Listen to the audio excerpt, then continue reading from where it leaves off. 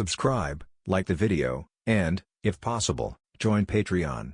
But if you don't have much money, you can support the channel by watching the novels on euroaudiobooks.com. Remember that you can participate in the polls so that your favorite novel gets published for free. Synopsis. See Circle Calendar1515, the Ship of Terror. He looked at Gekko Moria, who was killed by him, and the shadow fruit regenerated next to him. Obask William fell into deep thought. A shadow king who made the sea tremble was born. Incredibly funny? The answer to the fantasy beast version? Who the hell doesn't know how to drive a Gundam? As a user with the ability of the shadow fruit, it makes sense for him to rely on his imagination to fight, right? Robin, it can stretch and retract freely. William's King Cobra is so powerful. Empress, William's ape shins is too big. I can't bear it anymore. King Luffy, damn it, who is Nika? Why can you copy my tricks? Obask William, Hat Boy, my painting style is better than yours. Chapter 1, The Ship of Terror, Hell William, see Circle Calendar 1515. The first half of the Grand Line. The Devil's Sea is shrouded in fog all year round and never sees the sun. A huge island ship lay across there, full of eerie atmosphere. It's chilling. Hateful now. Inside a European-style castle, Gekko Moria, who was tall and bloated, nearly 7 meters tall, clutched his abdomen in pain. A thin stream of cold sweat broke out on his head. Feeling excruciating pain and extremely weak, he glared angrily at the thin, mummy-like figure in front of him, full of anger and unwillingness, revealing a murderous intention. Who on earth are you? Hey, Moria, don't you remember me so soon? The mummy, covered in bandages, was smiling sinisterly. He slowly untied the bandages around his body, revealing his somewhat thin figure. You are. Staring at the other person, Moria's pupils shrank sharply, returned to life, and release. But in a blink of an eye, the seemingly thin figure clenched his fists and let out a low shout. Crack, crack. All the bones in the body rang in unison, and the whole body's body kept rising, expanding at a speed visible to the naked eye. He transformed into a black-haired boy about 3 meters tall, with an unbelievably strong physique and a handsome face. With a slightly immature face, he looked only 16 or 17 years old. Seems high-spirited, full of energy. Hell William. Moria's eyes were splitting, and she gritted her teeth. UBD, how could he not know this young man? Because just a few days ago, he just took away the other party's shadow. Moreover, what is even more shocking is this guy's identity. Black Prison Obask William.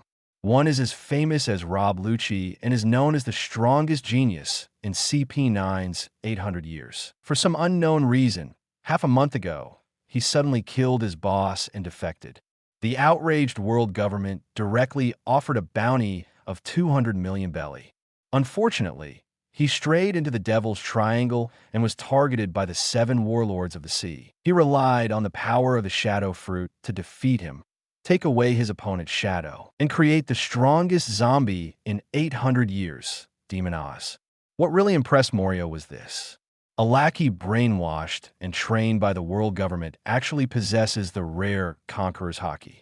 He thought he valued the other party enough. In order to prevent this guy from causing trouble, his limbs were locked in a prison at the bottom of the castle. Unexpectedly, Black Prison William escaped from trouble without saying a word. He also disguised himself as a zombie and poisoned him. The 7 warlords of the sea. Shadow Mage. Suddenly, just as Moria was about to use her ability, her expression changed drastically. His shadow fruit ability was actually unable to be activated.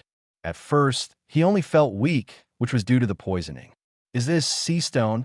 He woke up, looking at the fruit platter scattered on the floor. He looked at the other party angrily, full of despair, and his heart sank to the bottom. You guy actually put sea stone in the food. I have to say that being too big does have risks. Obask William looked directly at Moria, who was as weak as a little giant, and said sarcastically, If you want to blame, it's because you are too conceited. You really think that by locking your limbs, you can not only return the life you have controlled, but also I am not a capable person yet. Am I trapped? I am a killing machine trained by the world government, a senior agent specializing in assassination missions. What if I let you use my shadow to create the strongest zombie? I don't have to fight with that guy to the end to get my shadow back. He is full of playfulness. Gekko Moria was poisoned by a poison he specially prepared for him. His strength cannot be used at all, and just in the fruit platter, he deliberately hid the sea stone inside the fruit. Originally, the sea stone was not very regular, but it was better than the smaller sea stone. It was embedded in the ring he carried with him, and was specially used to deal with ability users. I specially picked it out and put it in the fruit. Moria, who is more than 7 meters tall and looks like a little giant, can be said to be swallowing everything in a hurry without paying much attention at all. If he had been more vigilant, his plan might not have succeeded so easily. But Gekko Moria has been comfortable for too long. There was no need to be wary at all. Didn't notice it at all. By the way, I forgot to tell you. William twisted his neck and said with a sneer, "3 of your subordinates have been subdued by me." He knew everything about Moria's 3 subordinates. Of course, it is impossible to be unprepared. It's Princess Mononoke Perona. He had also been knocked unconscious by the drug, and Absalom was knocked unconscious by him, locked with a sea stone, disguised as a corpse, and locked in the cellar. As for the genius surgeon, Dr. Hoba Gu, he has the lowest combat power, and he is not a fruit ability user, so he is not a threat. It wasn't until he was about to take action that he caught him by surprise and knocked him unconscious. He was tied up and locked up in his bedroom. "Oh, come here." Moria looked livid and shouted outside. He felt them all over his body, abdominal cramps, and cold sweat. Wow! He braced himself in front of him. Just as he was about to rush towards Obask William, he couldn't help but stumbled and fell to one knee. He vomited blood and looked pale. "Stop screaming, it's useless." William looked at the other party and said with some contempt, "All the zombies in this castle were tricked by me into going to the church in the name of Absalom. Announced that that guy is going to hold a wedding with a beautiful woman he just captured, and all the zombies must be present to watch the ceremony. Change voice, disguise, lurk. For him, as an elite agent of CP9, it couldn't be easier. Deceive these zombies who have no IQ. It can be said that it is a piece of cake." One of the 3 weirdos under Gekko Moria, Absalom, who has the ability of paramecia transparent fruit, is an out-and-out lustful person. However, he has an ugly appearance, and through Dr. Hogba Gu's surgery, he transformed himself into a human being and a ghost. No woman can even look at him. So, for this guy to steal the beauty, he can't wait for the wedding. The zombies had no suspicion. "Oz, come back here." Moria struggled and screamed. "It's too late.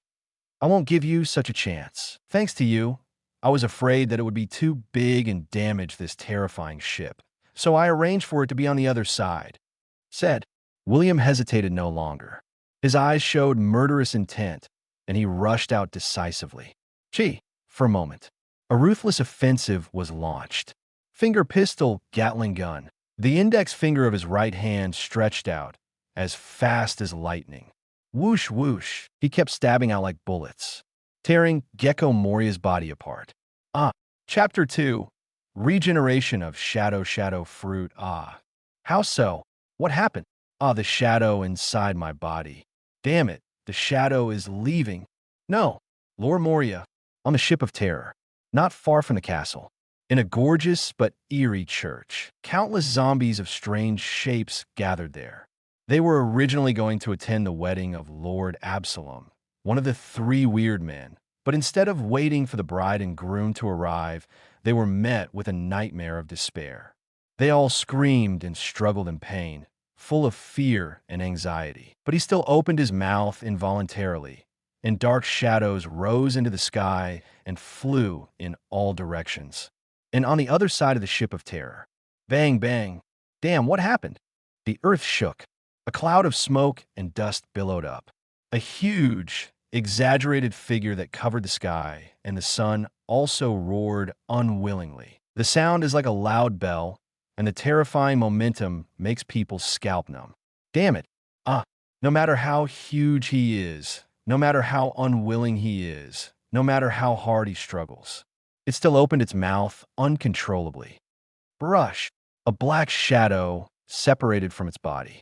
rushed towards the direction of the castle. An unbelievably huge body that was tens of meters tall. It seemed that all of a sudden the strength of support was lost. He collapsed there with a bang. Boom, boom. For a while, the whole island boat. They all seemed to tremble violently. Rocks flew and smoke billowed. Astonishing wind pressure was raging, and the waves were surging on the sea. It makes one break into a cold sweat. This is Shadow. My shadow. My shadow is back. Great.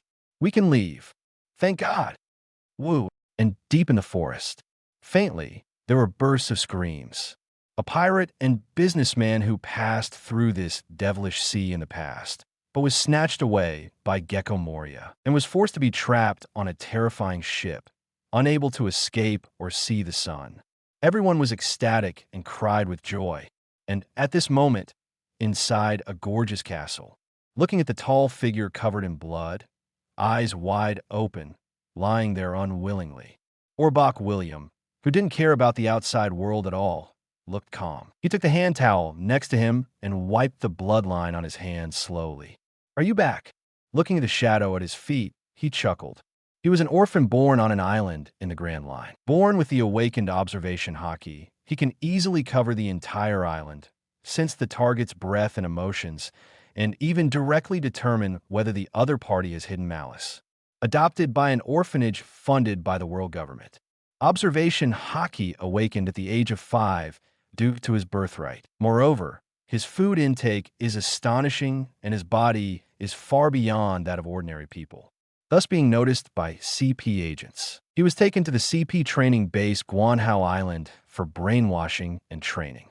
With his amazing talent, he stood out and became another shining star that has attracted as much attention as Rob Lucci.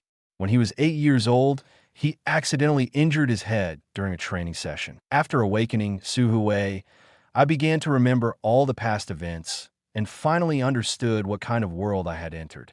So, from that moment on, he was unwilling to be mediocre, and he was unwilling to remain a lackey of the world government. So he began to secretly hide his strength and exercise harder than usual. Gritting his teeth, he put in 200 times more effort than others, practicing day and night. Even when others thought he was asleep, he still stayed awake and cooperated with meditation to practice the secret of life return. With his own talent and hard work, at the age of 12, he had mastered all 6 postures, and at the age of 15, he had mastered the return of life. Today, William, who just turned 17 not long ago, has already exceeded 5,000 Dao power. Not only was the observation haki born with it, he also honed it to perfection and have already mastered armament haki. He has become the truly strongest person in CP9 for 800 years. But being cautious by nature, he has always kept a low profile and hid his true strength. Externally, he only shows talent and strength that are almost the same as Rob Lucci, the CP9 genius, but slightly surpasses his opponent without seeming too exaggerated. Until half a month ago, received orders from Spandam, the top commander of CP9. He was asked to follow Rob Lucci and others to the Carrera Company in the Water City as an undercover agent or as a boatman. He didn't want to waste precious time like Rob Lucci and his team in the original trajectory, and he didn't want the world government to easily get the Pluton design, refuse decisively, and want to shirk. Originally, Spandam had already agreed. As a result, he was bumped into by former CP9 chief Spangdine, who happened to be coming from the Holy Land to visit his son. Seeing that his son, the dignified chief executive of CP9, actually gave in because of the opinions of a CP9 member, Spangdane was extremely dissatisfied and overbearingly vetoed William's opinions and tried to use his power to force him to surrender.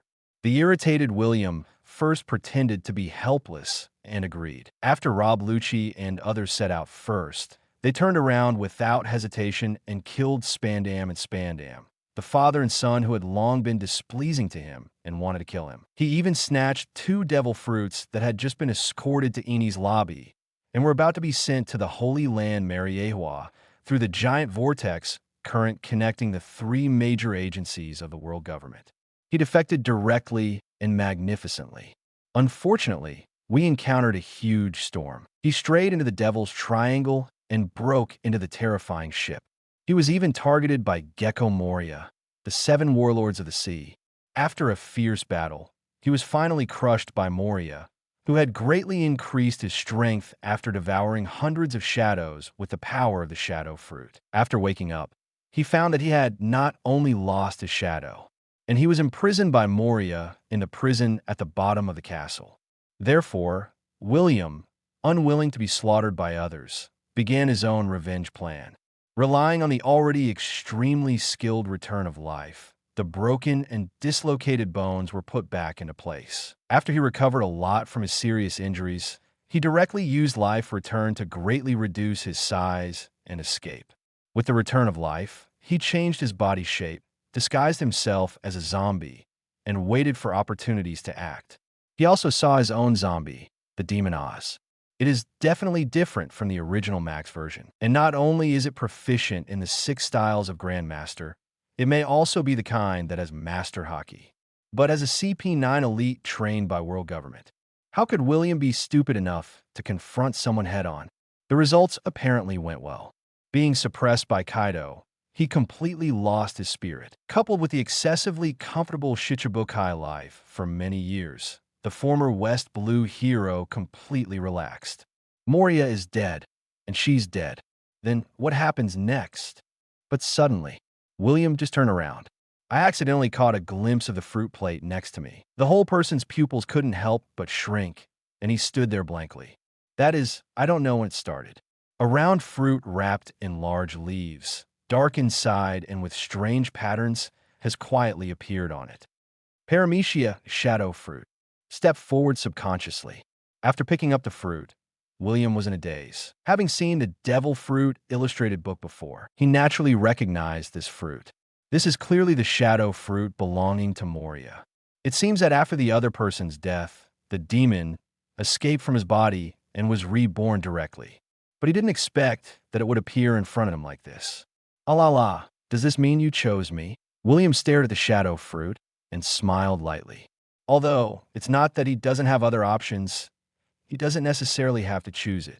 But he had to admit that he was a little moved.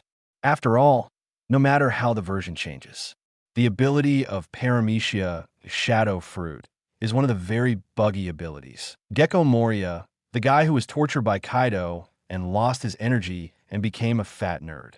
It simply didn't fully unleash its power. Chapter 3, The Birth of the Shadow King Tisk. It's so disgusting. After a while, inside the castle, without hesitation for long, Obask William made up his mind. Resisting the indescribable feeling of nausea, he swallowed the shadow fruit with skin and flesh. His face turned purple and blue, and it took him a long time to recover.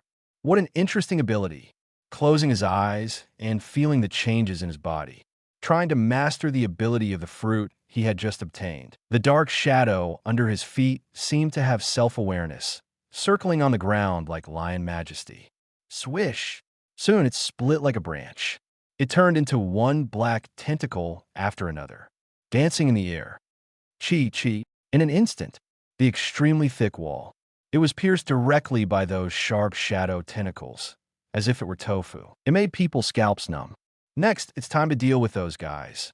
After a moment of effort, with his strong talent, William quickly adapted to his new abilities and was able to use them skillfully. He looked out the gloomy window with a burning gaze. He showed a playful smile. He was not a good guy. If he let go of the pirates and merchants trapped here, then where would he find tools and materials for experimenting with the shadow fruit? Moreover, even if he did not obtain the ability of the Paramecia shadow fruit, he was not prepared to let these guys go, because he had made up his mind from the beginning to use the terror ship as his base camp for the next day. How could he risk having his information leaked out? As a member of CP9, he would not underestimate the intelligence capabilities of the world government at all. CP spies are omnipresent. It's not just talk. Are you all here? In the forest outside the castle, a large number of skinny and scary figures. They hid there in groups of 3 or 5, but did not rush out. There were no less than 200 or 300 people. These were pirates, merchants, and travelers who had mistakenly entered this sea area or passed through the nearby sea area and were lured here by Gekko Moria, and were unfortunately trapped on the island. But they had not seen the sun for a long time and were malnourished. Many people looked like evil spirits and zombies, which was a bit scary. Obviously, seeing the shadow suddenly return, they wanted to confirm what happened. See if they had a chance to escape from here next. It's too troublesome to deal with them one by one. William looked calm. He jumped directly onto the huge window, looking down at the outside world. The next moment, William's eyes suddenly shone. An unparalleled momentum spread out from him. With the castle as the center, it swept in all directions. Plop, plop, invisible mental shock. These pirates and merchants who did not have much strength. One by one, their eyes rolled back, foamed at the mouth, and fell there. Conqueror's Haki. When William recovered his memory from his previous life, because his entire brain was strongly stimulated and awakened, but it has always been hidden by him and has never been revealed in front of others. He has only continued to explore and try in secret. After years of hard work, I am finally able to control it freely and accurately. Sure enough, Conqueror's Haki is closely related to personal vigor. William opened his arms. The whole person looked high-spirited and chuckled. Since I made up my mind to break away from the world government, even Conqueror's Haki, which has been making little progress, has begun to improve a lot. He can feel it. Ever since I really made up my mind to abandon my identity as CP9, even if we have to face the endless pursuit of the behemoth world government in the future, we must live our own wonderful life on this sea without being dominated or instigated by anyone. From that moment on, it was as if he had broken free from some invisible shackles and restraints. Conqueror's Haki, who had been making little progress, seemed to have reached a higher level. His whole spirit began to glow. Shadow Mage, all of a sudden, the shadow under his feet suddenly left the ground. It expanded at a speed visible to the naked eye and turned into a pitch-black human form. Although the whole body was pitch black and his face could not be seen clearly, his appearance was exactly the same as William himself. Leave it to you, bring them all back. In the blink of an eye, a dark shadow clone, Pu Lingling, as if he had self-awareness, he turned into a large number of bats. At an alarming speed, he rushed out the window. Clang, bang, bang, bang, bang, bang, bang, bang, bang in Moria's bedroom. William began to rummage through the boxes and searched carefully. The 7 warlords of the sea can't possibly only have that little treasure, right? He had already sneaked in and searched the treasure house above this castle. In addition to a large amount of Bailey's cash, there were quite a few gold, silver, and jewelry. But in total, it is only 2 to 300 million belly. For ordinary little pirates, this is already an astronomical sum of money. But for Gekko Moria, as the 7 warlords of the sea, it is obviously not in line with his identity. Of course, this guy was beaten to a pulp by Kaido, the beast, and became a ruined house. Over the years, I have been hiding in the Devil's Foggy Sea. It's not like other 7 warlords of the sea who attack everywhere, or directly use the identity of 7 warlords of the sea to run various illegal profit-making businesses and become bigger and stronger, simply by plundering passing ships on nearby routes. Accumulate less treasure. That's normal, but it's a little strange. This guy is obsessed with robbing tombs, digging up the corpses of strong men, and creating powerful zombies. As a senior tomb robber, logically speaking, there shouldn't be only this little treasure. Sure enough, I just said. William smiled as he looked at the 3 or 4 treasure maps found in the secret compartment. 3 of them are full of traces of time. There's also a faint smell of earth. Apparently, they are unearthed cultural relics. There's one more. It looks relatively new. Most likely Moria's own treasure map. Captain John's treasure map? Looking at one of the old treasure maps that looked like ghost drawings, William couldn't help but narrowed his eyes. If you remember correctly, Moria had indeed robbed Captain John's tomb, and he turned Captain John's body into a zombie. The key is that a burial armband inlaid with gems fell into Moria's hands. It seems that thing has something to do with Captain John's treasure. If this treasure map is true, maybe that armband is the key to unlocking this treasure map. I can't thank you enough, Moria. William smiled, looking down at Moria's wide-eyed, lifeless body, he said with a bit of sarcasm. These treasures can save me a lot of trouble. Next, just keep your eyes open and watch carefully. Who is truly the most suitable person for the Shadow Fruit's abilities? Chapter 4 Habagu and Perona. I do not know how long it has been. Dr. Habagu, Absalom, and Perona. They regained consciousness one after another and woke up from the coma. Woo-woo. He found himself locked in sea-stone handcuffs, unable to move, and even his mouth was gagged. Everyone's expressions changed drastically, and they couldn't help but struggle, full of fear and uneasiness. And what makes him scary is, next to him, there was a tall, bloody figure lying. Surprisingly, it is their master, Gekko Moria. I couldn't believe my eyes. The miserable death situation made them even more frightened and chilly. Some scalp tingling. It's really unimaginable. As a famous pirate, the bounty was as high as 320 million belly more than 10 years ago. Later, he accepted the invitation of the world government and became the great pirate of 7 warlords of the sea. Their master, Gekko Moria, was actually killed like this. Alala, are you all awake? The door opens. William's tall figure walked in. The 3 weirdos, Habagu, Absalom, and Perona, could not help but widen their eyes, looking at each other in disbelief. Obviously recognized William. I heard that this boy had joined CP9 at the age of 12. Half a month ago, he had the audacity to kill his boss who had defected and was wanted by the world government. But they were impressed. Incredibly strong. If it weren't for the ability of the Shadow Fruit, that Lord Moria might not even be able to defeat him. But didn't they take away his shadow and turn this guy into the strongest zombie Oz? And they were exiled to the Devil's Mist Sea. Sorry, your respected Lord Moria is dead. Looking at the 3 people full of shock and fear, William pulled up a chair and sat there with his legs crossed. Jia smiled strangely. From now on, I'm the boss of this terrifying ship. This is also fate's arrangement. Ha ha ha. Hateful. Lord Moria, you guy.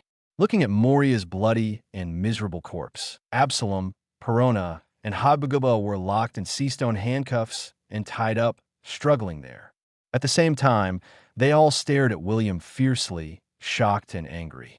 Never thought of it. Due to their carelessness, they were caught so easily by the other party. Even Lord Moria, whom he considered invincible, was killed. Ew, Lord Moria? Perona was horrified. I couldn't help but cry. Tears were streaming down his face, and he looked very sad, because he was adopted by the other party when he was very young. To her, Moria is like her adoptive father. It was inevitable to be very sad to see the other person being killed like this. Huh, and William chuckled, not in a hurry to do anything. Just crossing his legs, the old god was sitting there. What awaits? That is at this time. In the shocked eyes of the 3 weirdos, a black shadow flew in from the window. He was holding a black box that was somewhat dirty and covered in mud. Are you really still there? William smiled. Take the treasure box from the shadow clone. This was something he snatched from the world government's escort ship before he defected. While being pursued by a Marine, he accidentally encountered a storm and accidentally broke into the Devil's Mist Sea. When he saw this terrifying ship, he already realized that something was wrong. He knew that he was probably being targeted by Gekko Moria, the 7 warlords of the sea. Without hesitation, he hit it on the coast of the terror ship in advance. It was only now that the shadow clone was asked to take it out. Wait a minute, you guy. For a moment, it was like seeing a ghost. The voices of Dr. Habagu and Absalom were trembling. Everyone couldn't help but widen their eyes and looked at William in front of them in shock. How come you have Lord Moria's abilities? What? I was originally sad because of Moria's death. Perona, who was a bit confused, came to her senses and was shocked. Is this the ability of the Shadow Fruit? She stared blankly at the black figure standing upright, similar to William's figure. Looking at William in horror, he couldn't believe it and cried out hysterically, "You actually got Lord Moria's ability?" The 3 of them couldn't help but be filled with fear, and some felt chills all over their bodies. After the person with the ability dies, won't the Devil Fruit ability be reborn randomly? Why does the other party have the ability of a Shadow Fruit? Jahaha. It's incredible, right? I'm also shocked. William had no intention of being secretive. He bared his teeth and said, I can only say that it chose me. I never thought about becoming a shadow fruit user, but it just happened to appear in front of me. It's not like he has no other options. At first, I was really not prepared to take the power of a shadow fruit. Because I knew that there was little hope, I never thought about becoming a shadow fruit user. Moreover, whether it is a devil fruit that he accidentally obtained and intercepted privately while performing a mission in CP9, or the two devil fruit that he snatched from the world government half a month ago, he also has very good abilities. However, William, who has a relatively high vision, has no intention of becoming an ability user immediately because he has other options. I never made up my mind, I just hid them. After killing Moria, this paramecia, a shadow fruit, was miraculously reborn in front of him. Only then did William make up his mind. Chose it. What? Hear the words. The three weirdos were all shocked and inexplicable, looking at William in disbelief. After Moria died, his shadow fruit was reborn directly in front of the other party? How can this be? Have to say, raise your right hand slightly and clenched it into a fist. William said with high spirits. Destiny is so wonderful. Then it's time for you three to make a choice. Looking down at the three people with horrified expressions, he bared his teeth and smiled sinisterly. Submit to me, or follow Moria to death. Wait, I am willing to surrender and be loyal to you, Lord Obask William. Dr. Hogba, Gu said hurriedly there. Of course he knew the other party's name, because there had been relevant reports in the newspapers a few days ago. Black Prison, Obask William, was once an agent affiliated with CP9. Due to unknown reasons, he suddenly killed a young monster who defected from his boss and was wanted by the world government at a price of 200 million belly. A few days ago, they witnessed the fierce battle between the other party and Moria with their own eyes. It's simply unbelievably strong. If it weren't for the ability of a shadow fruit, that Lord Moria can't take this guy down at all. And now, after Moria's death, her fruit ability was inexplicably obtained by Obask William. In time, Hell William's strength will surely surpass that of Moria, the 7 warlords of the sea. In this case, any fool knows how to choose. He had no intention of being buried with Moria. Dr. Hoba Gu. Absalom's expression changed on the side, and he glared at the other party angrily. Are you going to betray Lord Moria? Lord Moria is his benefactor, but he was killed by the person in front of him. How could he give in so easily and serve the other party? Fart. What kind of betrayal? Lord Moria and I. Dr. Hogba Gu said excitedly. No, Moria, we're just a cooperative relationship. Not to mention he is dead now. Don't forget, the premise that I was willing to cooperate with that Moria guy at the beginning was because he could use the power of the shadow fruit to resurrect Sindori.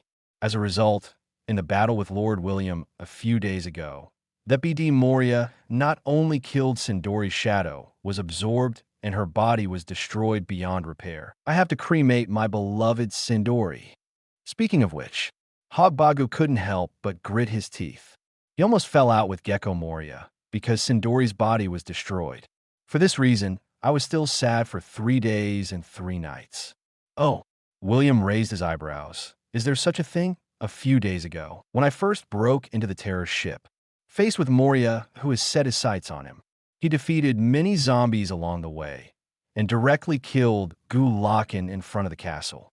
Originally, he wanted to talk to the 7 warlords of the sea, but Moria was too conceited and directly rejected his proposal to cooperate. And after a brief confrontation, it turned out that he was still unable to defeat himself. He was also afraid that he would directly destroy the castle, so he had to swallow a large number of shadows, greatly increasing his own strength and crushing him with his powerful power. Unexpectedly, Moria accidentally destroyed Sindori's body. For that poor woman, though, this is actually the best ending. Of course, these are not your fault, Sir William. Dr. Hogba Gu smiled sarcastically. He took a deep breath and said to Absalom, the most important thing is that because of the ability of the shadow fruit, Sir William was chosen. Isn't this saying that Lord William is the man who can become the pirate king? Although in a hurry. So I want to flatter William. But Dr. Hogbakugu does think so. Devil fruit will randomly regenerate after the death of the ability user. This is common knowledge in Grand Line. It stands to reason that under normal circumstances, the regenerated shadow fruit should appear in an unknown corner of the sea. How could it be such a coincidence that he was reborn directly in front of Obask William? He had to believe it. This might really be fate. Wise choice, William snapped his fingers. He looked at Dr. Habakugu with admiration. I just like to deal with smart people, although the other party is a complete villain. But at least that medical skill is real and has enough value to exist. As long as he is obedient, he doesn't mind keeping the other person. After all, even he can't guarantee that he won't get hurt or sick. It won't work if there isn't a good doctor in the team. Chapter 5, 3 Fruits. Repair fruit so inside the room.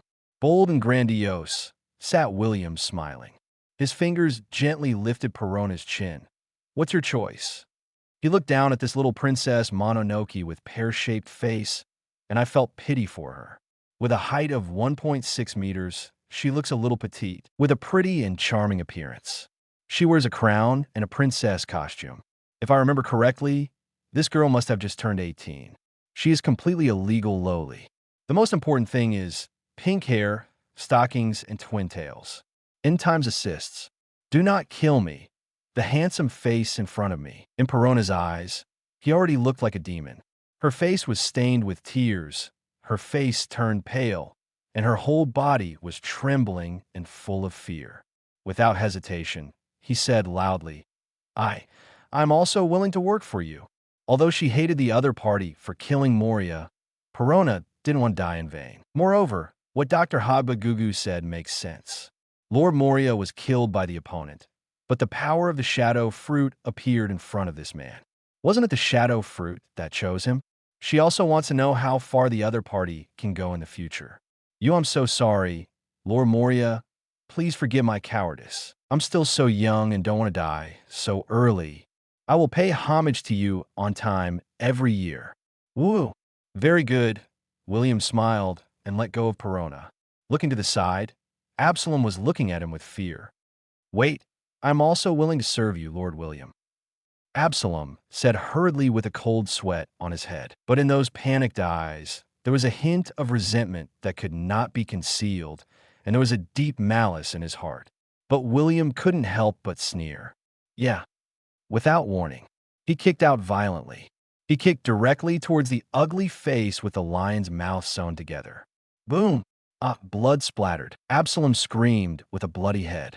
The expressions of Perona and Hakabegu changed drastically, and they were a little frightened. Are you thinking about how to kill me?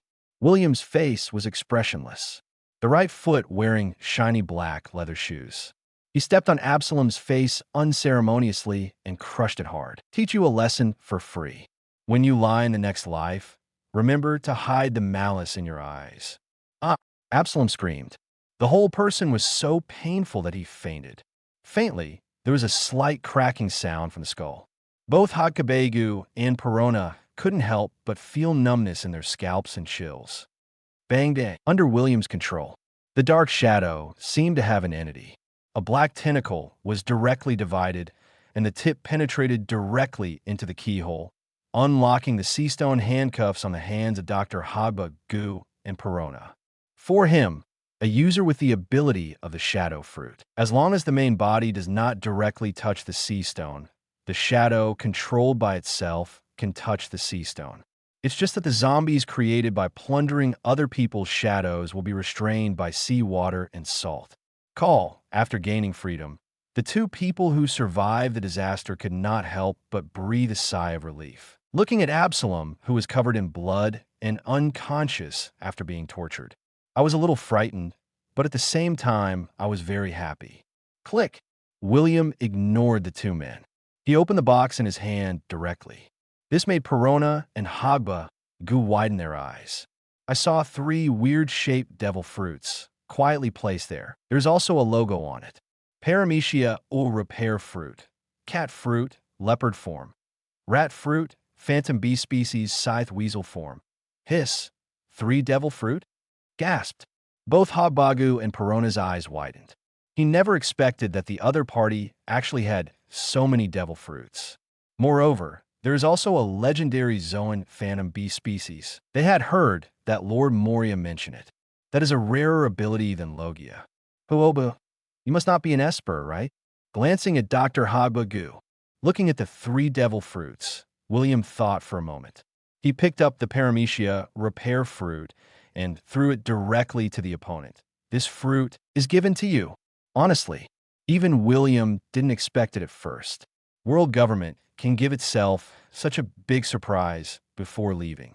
That's right, the abilities of cat fruit, leopard form, and mouse fruit, phantom beast species, scythe weasel form. When he defected, he snatched it directly from the world government escort ship that had just arrived at Eni's lobby. This is why William's bounty is so high, and the ability of that Paramecia or repair fruit.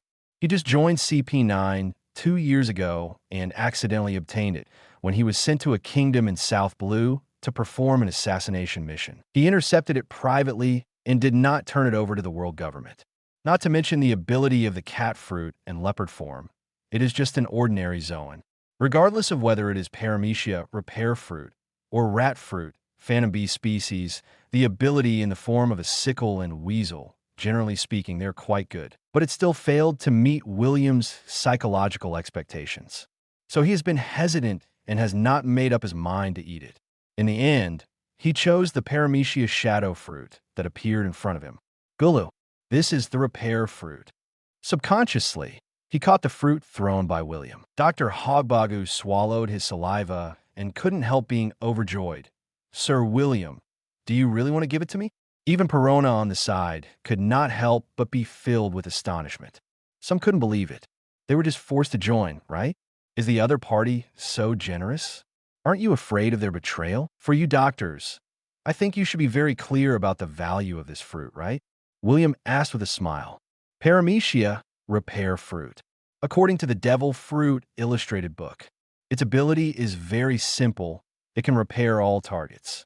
Whether it is a living body or a non-living body, it is truly a snake oil level ability. For the profession of doctor, the desire for it is definitely second only to op fruit.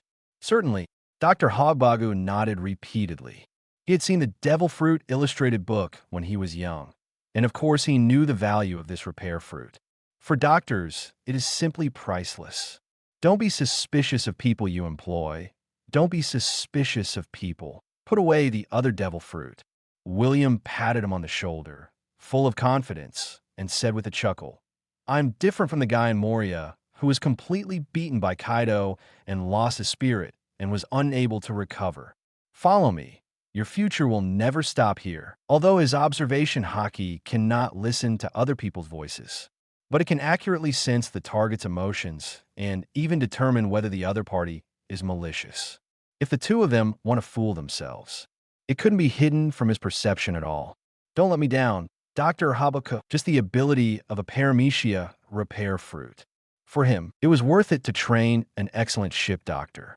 Although Dr. Habagu is still very weak at present. But it doesn't matter, just adjust it slowly next time.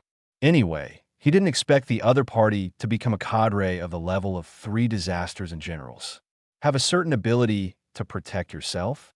Just don't hold back. Thank you so much, Lord William. Dr. Habagu was a little overjoyed, full of excitement. I will work hard for you, and I will do my best without any hesitation. Said. He couldn't wait to grab the fruit and took a bite. His face turned purple all of a sudden, and he covered his mouth. It tastes just like the rumors. Hee, idiot, who told you to be so impatient? Meeting William wasn't just about taking advantage of them, but he really intends to make the two of him his subordinates. He even gave a precious devil fruit to Dr. Hobagu. Perona, who had relaxed a little, felt a little gloating when she saw the other party was in trouble. Stop blabbering. Perona, you guy. Dr. Hogba bared his teeth. This is one of the abilities that countless doctors dream of, in addition to the legendary op fruit.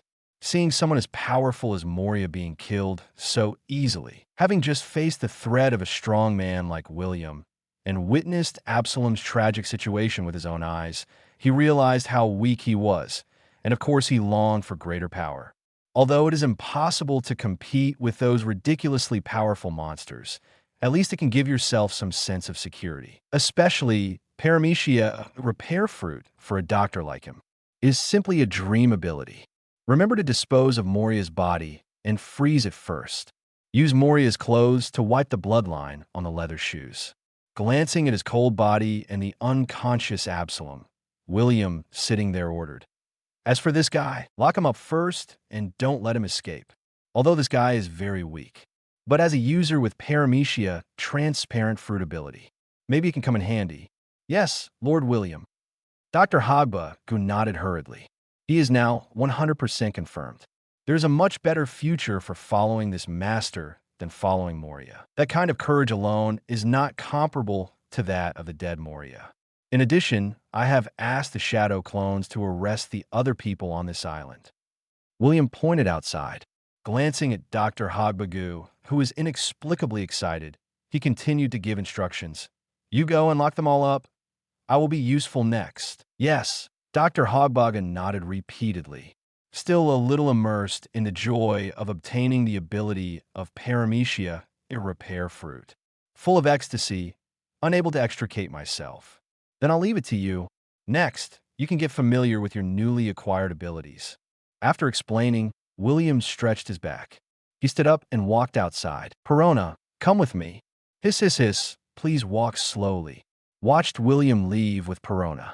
Dr. Hogbagu looked at Moria's little giant-like body. He couldn't help grinning and laughed strangely. "Lord Moria, I'm sorry. Now that I have made up my mind, I will follow this adult." "Then of course you have to do what the other party tells you. Show yourself as loyal as possible." Chapter 6 Perona, I'm very angry now, Ta. In the long corridor, the clear sound of footsteps kept echoing. Looking at the back of the unguarded figure walking straight ahead, the expression on Perona's face, who was following behind, was changing, with entanglement and hesitation in his eyes. I really want to use the ability of the ghost fruit directly and rely on the negative ghost to make the opponent lose the power to resist, to avenge his respected Lord Moria. But after all, he didn't dare to take action. "Well, Lord William." Moment. Feeling a little uneasy, she asked cautiously, "Do you need me to do anything?" "Woo, Lord Moria, it's not that I don't want to avenge you. It's just that this guy is too scary. I thought you would use the power of the ghost fruit to sneak attack me." William paused. He turned around and looked at her with a smile. His sharp gaze seemed to be able to see through people's hearts. "It looks like you're not that stupid after all." Ah, Perona's heart skipped a beat. She was a little panicked and covered in cold sweat, subconsciously dodging William's falcon-like gaze that made people tremble inexplicably, not daring to look directly at him. He hurriedly waved his hands and said, "How? How could it be?" His back was soaked with cold sweat. "The other party is indeed an agent of CP9, and he is clearly aware of his fruit abilities. Fortunately, she didn't take action. So, William gently pinched Perona's chin. His dark eyes looked directly into her eyes that were subconsciously dodging because of her guilty conscience, and asked with a smile, "Tell me, what were you thinking just now?" Even if you can't hear Perona's voice directly. But how could the other party's emotional changes be hidden from him? At one time, he showed malice, and at another time, he was suppressed by reason. Apparently, he had repeatedly debated whether to take action against himself. What? Hearing this, Perona's face turned pale, and she was sweating profusely. He looked at the ridiculously young figure in front of him with horror. Can this guy directly read people's hearts? This is the final warning. Slender index finger. Gently stroke its smooth cheeks. With a smile on his face, William said calmly, "It's just this once. It won't happen next time." He could naturally guess what Perona was thinking. As an elite agent of CP9, he is not just a master of force. He is better at psychology, and combined with his innate observation hockey, he can easily guess the other person's heart. But what is needed is this fear and unknown. "Yes, I definitely don't dare anymore, Lord William." Perona was sweating coldly. Full of panic and uneasiness, he was busy begging for mercy, patting his breasts, which were beginning to take shape. "Promise it with all your heart. Although death penalty can be avoided, Living crime cannot be avoided. Patting the smooth face, looking at her big round eyes, William said playfully, "You have made a mistake, but you will be punished." Hear William say this. Perona, who thought it had been revealed and had just breathed a sigh of relief, couldn't help but feel her heart jump again. Suddenly, I became a little nervous. Click. A door was opened. Perona's eyes widened. Isn't this her room? Although he was confused, he could only bite the bullet and follow William in. The door closed with a bang. William, bold and grandiose, sat on the sofa, looking at Perona, standing there tremblingly, anxiously waiting for her resignation. He neatly threw over a sea-stone handcuff and said expressionlessly, "Perona, I'm very angry now. You have betrayed my trust. In view of your behavior and your dangerous abilities, you will wear sea-stone handcuffs until you pass my test again." Sea-stone. Perona was in a daze. Why is the other party still carrying a pair of sea-stone handcuffs? Is it used specifically to deal with yourself?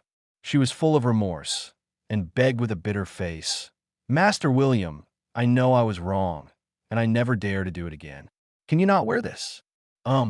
Squint your eyes. William's voice suddenly rose. "I wear it. I wear it." Perona pursed her lips, almost crying. Busy there and put on sea-stone handcuffs. For a moment, the whole person became powerless again, and his abilities could no longer be used. Then Lord William, looking at the figure in front of him who is younger than himself, but looks like a devil. Perona couldn't help but swallow her saliva and asked nervously, "I know I was wrong. How can I pass your test and regain your trust?" Now her intestines are full of regret. "I wish I could slap myself in the face and think about something else. If you stay by the other party's side obediently, won't you be able to continue to be a cadre on the ship of terror as before?" Besides, she didn't want to wear this thing every day. "I feel so weak and miserable." "That depends on your performance." William stroked her pretty face and said with a smile, "I promise to be obedient, and whatever you say will be yours." Perona was busy assuring herself. The little girl was really frightened. "Okay, you go prepare the bath water first." William leaned back on the sofa and closed his eyes there to relax. In the past few days, he had put a lot of thought into tonight's plan. Really need to relax. Originally, if the plan to assassinate Moria failed, he was ready to directly eat the ability of the Phantom Beast species, the Sickle and Weasel. However, compared to the Phantom Beast Blue Dragon form, which is comprehensive and impeccably perfect in all aspects, the general abilities of the Phantom species, the Kamita form, are recorded in the Devil Fruit illustrated book. It has sickle-sharp claws and can release wind blades that tear everything apart. This ability is certainly good, but it obviously didn't meet his expectations. Therefore, William has not made up his mind for a long time. Unexpectedly, he accidentally became a user with the ability of the Shadow Fruit. He was originally just preparing to take control of the Ship of Terror, completely taking everything from Moria. Perona was completely stunned. Wasn't this done by the maid? She has never done the job of serving people, right? Is there a problem? William opened his eyes and looked at the other person with a frown. No problem. Right away, Chapter 7 William's exclusive pillow. The next day, early in the morning, William yawned. I let go of the pillow in my arms that felt great, soft, and comfortable. Lord William. Perona's pretty face turned red. A pair of big black eyes looked at each other aggrievedly. Is this guy really treating himself as a pillow? Morning, William smiled and looked at this petite legal lowly who had just turned 18. He patted the other party's fair, delicate, pretty, and pleasant face and said with satisfaction, "You performed well yesterday, and you will continue to work hard in the future." Perona's eyes widened. Her cute face turned red, and she stared at William angrily with her pink fists in her hands. How can this be done? She thought that was the end.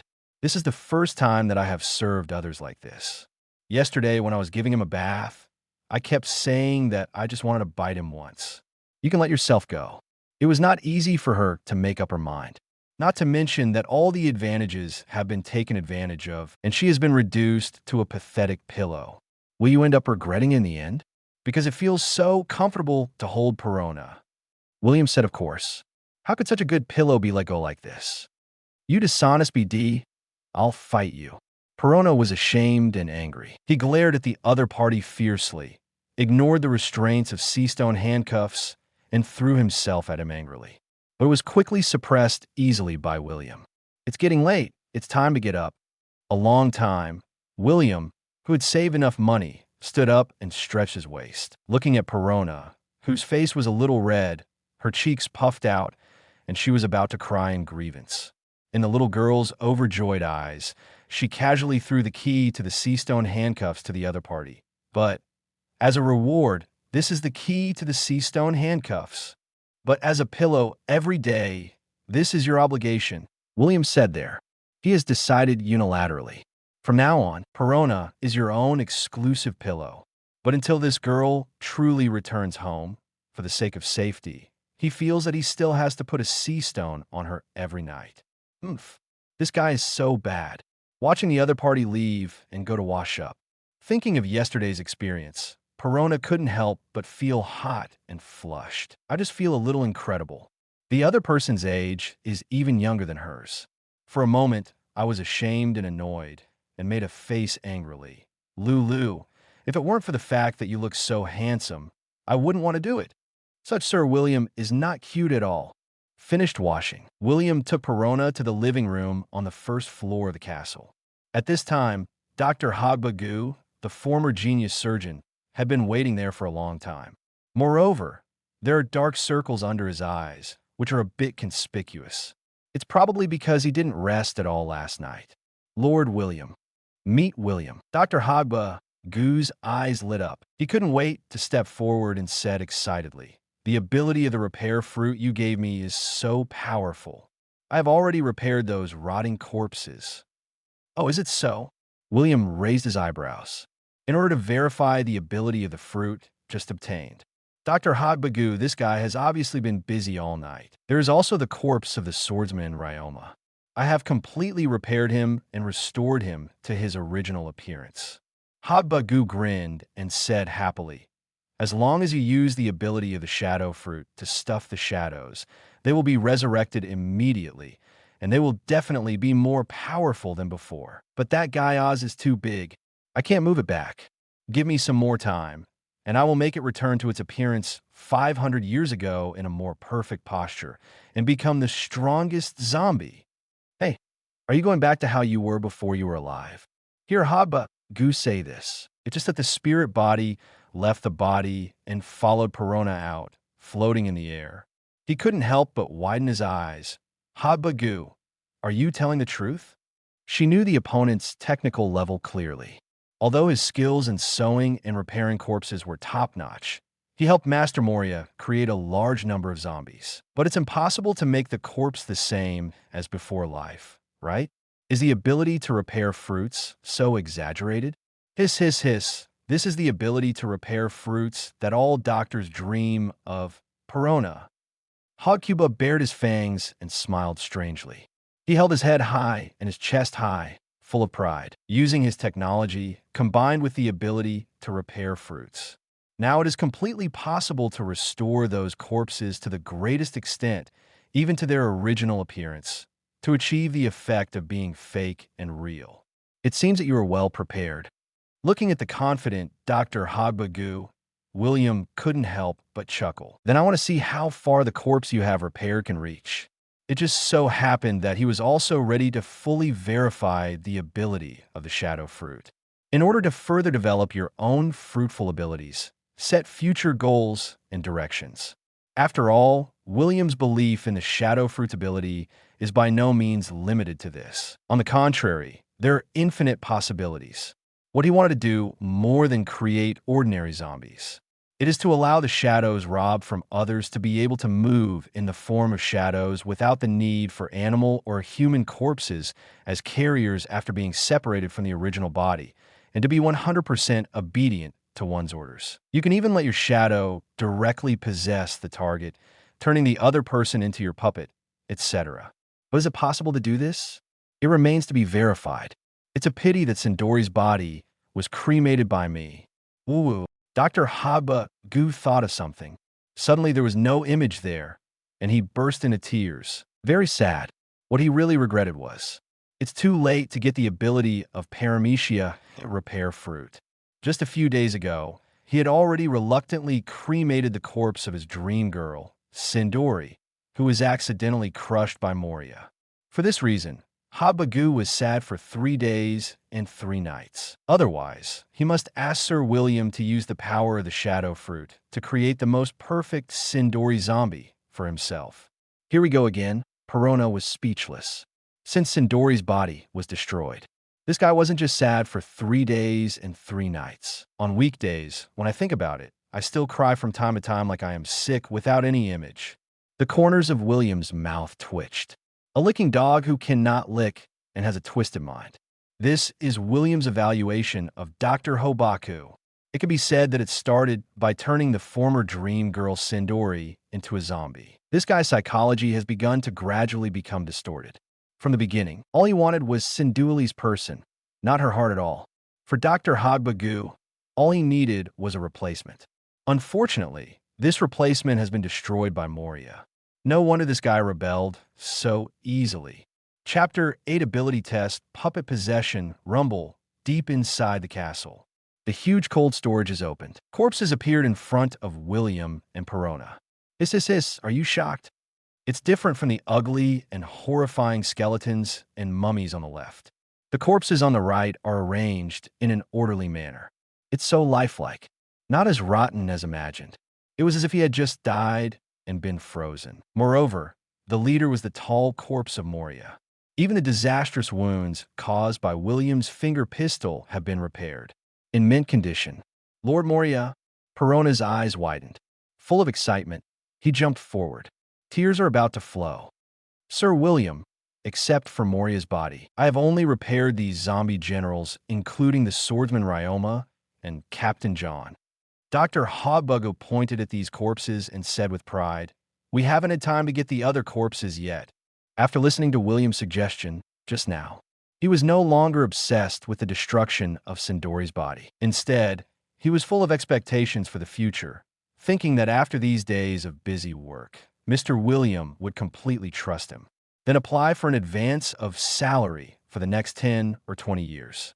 Go to the population auction house in Sabati Archipelago and buy a female slave who is good at singing and dancing. Transform and train her into the perfect Sindori. You did a good job. It was indeed perfect. William nodded with satisfaction. Looking at the corpse of the swordsman Ryoma, it no longer had the previous skeletal posture, revealing a resolute and aging face. Even the trunk, limbs, and other parts showed no traces of decay. It was as if he had really just died. The zombies created by implanting shadows in this way will definitely be able to maintain stronger combat power. He was somewhat looking forward to the appearance of Majin Oz after he was completely repaired. Then, are you ready to resurrect these guys? Dr. Hobaku asked, full of expectation. Lord William, please help me resurrect Kamasi. Perona's eyes lit up. He immediately couldn't wait to beg William. At the same time, he deliberately turned his head and gestured towards Dr. Hobaku and said loudly, Also, Hobaku, please remember to help me transform Kamasi, preferably in a kawaii way. Her favorite zombie toy, Kamasi, has become unable to move due to the loss of its shadow. Naturally, I hope William can recover it. Hiss, I won't help you, you brat. Dr. Hobaku was very proud and squeezed the other party. Damn it, you third-rate fat otaku doctor. Perona bared her teeth angrily and glared at this guy. Nanny? What did you say? Third-rate doctor. Fat BD. Smelly brat. Don't make any noise yet, be quiet. William waved his hand. Stop the quarrel between the two. He walked towards Moria's body. I'm going to do an interesting experiment. In the astonished eyes of Perona and Hobaku, you want it, brush. Only the shadow at William's feet was seen. As if it had self-awareness, it flew directly up. At a speed visible to the naked eye, it sank into Moria's body. Brush, without warning. Moria, who was already dead and her body was frozen, suddenly opened her eyes. Perona and Hobaku were shocked. Subconsciously retreated behind William. Watching there. Bang, bang. Moria stood up, stretching your body there, pumping your fists, swinging your legs. There was a strong wind pressure. Shave. Suddenly, Moria stepped hard. At an astonishing speed, it disappeared in place like lightning. Appeared at the other end of the cold storage. If I control it myself, Moria's body will be able to exert considerable fighting power. Staring at Moria, William frowned. But without real consciousness, it is better to plunder other people's shadows and make them into zombies. Through the ability of the shadow fruit, able to implant other people's shadows into corpses, create a zombie with independent personality. Logically speaking, the shadow of the ability users own should be more effective. Moreover, maybe it can be made into the most advanced homits like Big EMOM. It's useless, Lord William. Dr. Hagba, Gu reminded there. Master Moria has tried this before, but he needs to inject his own shadow into the corpse, and he needs to be distracted all the time to control. This kind of puppet without self-awareness is not a real zombie at all. This is how Oz's body was brought back. He had seen it before. Moria attached her shadow to the demon Oz. Manipulate this ancient giant who has been dead for hundreds of years and place its huge body in the castle. Yeah. William raised his eyebrows, not surprised. It is impossible that Moria has not tried such an experiment. Bang, bang. He manipulated Moria's body to sit back down. A dark shadow separated directly from his body. Moria returned to her original appearance again. Not moving anymore. Do you want to turn Moria into a zombie? Dr. Hagba Gu said there. With the ability of a shadow fruit, only by injecting other people's shadows into the corpse can you create conscious zombies. That's not necessarily true.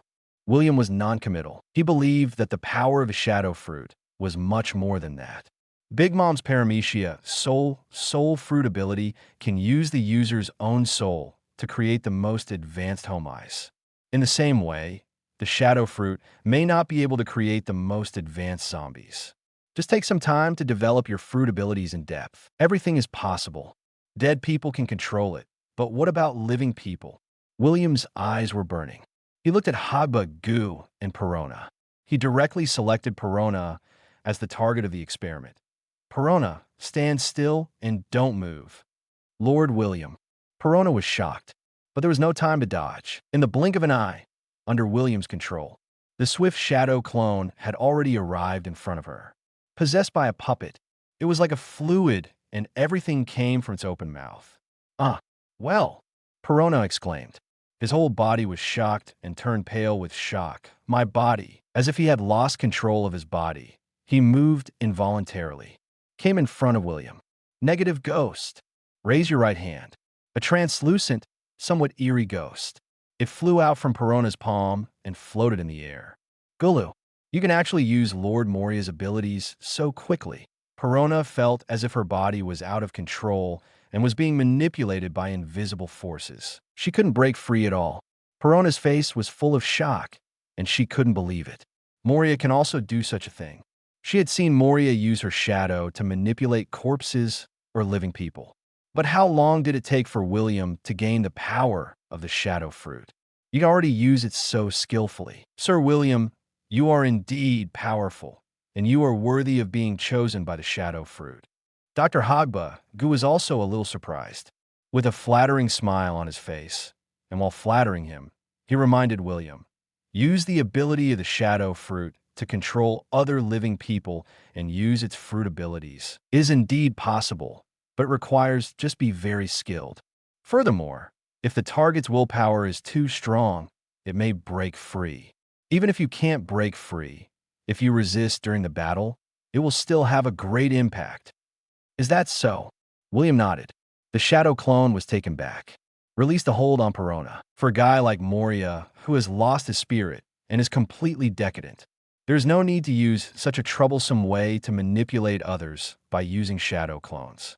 Because normally, no matter how strong the pirates in the first half of the Grand Line are, they cannot be stronger than Gekko Moria himself. There's really no need to be distracted by controlling these ability users to fight. You can simply use the Shadow Mage to easily crush the target. It is simple and crude. Moreover, Moria, who stayed in the first half of the Grand Line all year round and hid in this devil's foggy sea, rarely encountered those with relatively powerful abilities. But Moria didn't know that at all. This is where the true value of this ability lies. This is an unexpected surprise. The corners of William's mouth raised and his eyes flickered. There are some special fruit abilities in this sea, but they are quite useful. Even if it can only be manipulated briefly, it can also play an unexpected role. What's more, just wait until your strength reaches a higher level and develop the ability of the shadow fruit in depth. It may not be impossible to do it, just like manipulating the zombies created by implanting shadows. Turn others into puppets who obey your orders. Chapter 9, CP9 and his party. Luffy's unwillingness at this time. Not far from the Devil's Sea, the most famous shipbuilding island in the Grand Line, the capital of the Seven Waters. In a dark room, several figures of different shapes gathered there. If William were here, he would definitely be able to recognize these people. Surprisingly, they were all CP9 members sent to the water capital by Spandam and asked to be undercover next to Fishman Tom's disciple Iceberg to investigate the whereabouts of Pluton's blueprints. Rob Lucci, Kaku, Bueno, Khalifa, they're all his companions who have been training hard every day at the CP training base with him since they were young. Lucci, Kaku, who had just turned 18 and had a long, square nose, asked helplessly, "Such a big thing has happened. Are we going to continue to lurk here? Although our identity may be leaked at any time due to the defection of William, that guy has not shown up so far. It seems that he has no intention of causing trouble." Rob Lucci crossed his arms. He leaned against the wall and said calmly, "What it means above is that we should continue to stay here to investigate the information on Pluton's design. In addition, it is to prevent the Pluton design from falling into the hands of the traitor William. I heard that our new commander is Spandam's nephew and Spandam's cousin. Former CP5 commander is called Spandam. Bueno, who was tall, had black hair combed like horns, and had a fierce face, said helplessly, "He's a dandy guy and Spandam. We are really unlucky." Although the officer, Spandam, died. But the top leaders of the world government are not prepared to give them, members of CP9, a chance to rise to power. Another CP9 officer airborne, and he is still a member of the Spanda family. Because of the murder of Spandam and Spandam, that guy may not have good senses towards us CP9 members who were closer to William in the past. It's unbelievable. Khalifa, who has long blonde hair and wears rimless glasses, said softly, "That guy William actually did such a thing. Khalifa, I know you have a good relationship with him, but you have to pay attention to your position." Luffy's face was expressionless, and he warned coldly, "If your father hadn't been an agent of CP9, I'm afraid you would have been eliminated by the higher-ups. Maybe our new commander is deliberately planning to take revenge on that guy William, and is always ready to find fault with you. Not only Khalifa, but also Kaku and Bueno, remember all of you. Now, that guy's no longer our companion." He said so. It's for the good of Khalifa, Bueno, Kaku, and others. After all, they're killing machines trained by the world government. If you have too many feelings and thoughts that you shouldn't have, they will be directly erased by the higher authorities. They, the elite agents of CP9, know better than anyone else how terrifying, desperate, and terrifying the behemoth world government is. There is no thought of resistance at all. I see. Sadness flashed in Khalifa's eyes. I was even more worried, but I didn't dare to show it. The young and handsome figure who always seemed calm and high-spirited flashed through my mind. "William, is this your choice? We have been together day and night for these years." She and William can be said to be very close. Although he always keeps saying it, he just treats him as a younger brother. But in fact, deep in Khalifa's heart, there is already the shadow of the other party. But as killing machines trained by the world government, they are not allowed to have emotions, let alone control their own destiny. In particular, the two are both members of CP9 and are strictly prohibited from falling in love in private. She could only bury that feeling in her heart. Conqueror's Haki, that guy is hiding too deep. Kaku was filled with emotion. In his impression, William was 1 year younger than him. Although he has been an out-and-out monster since he was a child, He was born with the powerful observation haki awakened. He is a genius as famous as Lucci and is ranked as the CP9 Gemini. But the Conqueror's qualifications have never been revealed. I heard that in this unprecedentedly bad Enies Lobby incident, the opponent once used Conqueror's haki directly, stunning many Marine soldiers and government personnel. It can be said that countless people were shocked. Even their CP9 companions who had grown up together were a little stunned. Unbelievable. If I meet that guy again, I have to kill him with my own hands. Luffy looked gloomy. A cold, murderous intent flashed in his eyes. He clenched his fists tightly, with veins popping out, and gritted his teeth and said, "That BD, how dare you play tricks on me?" He has been hailed as a genius since he was a child, and has always been extremely conceited.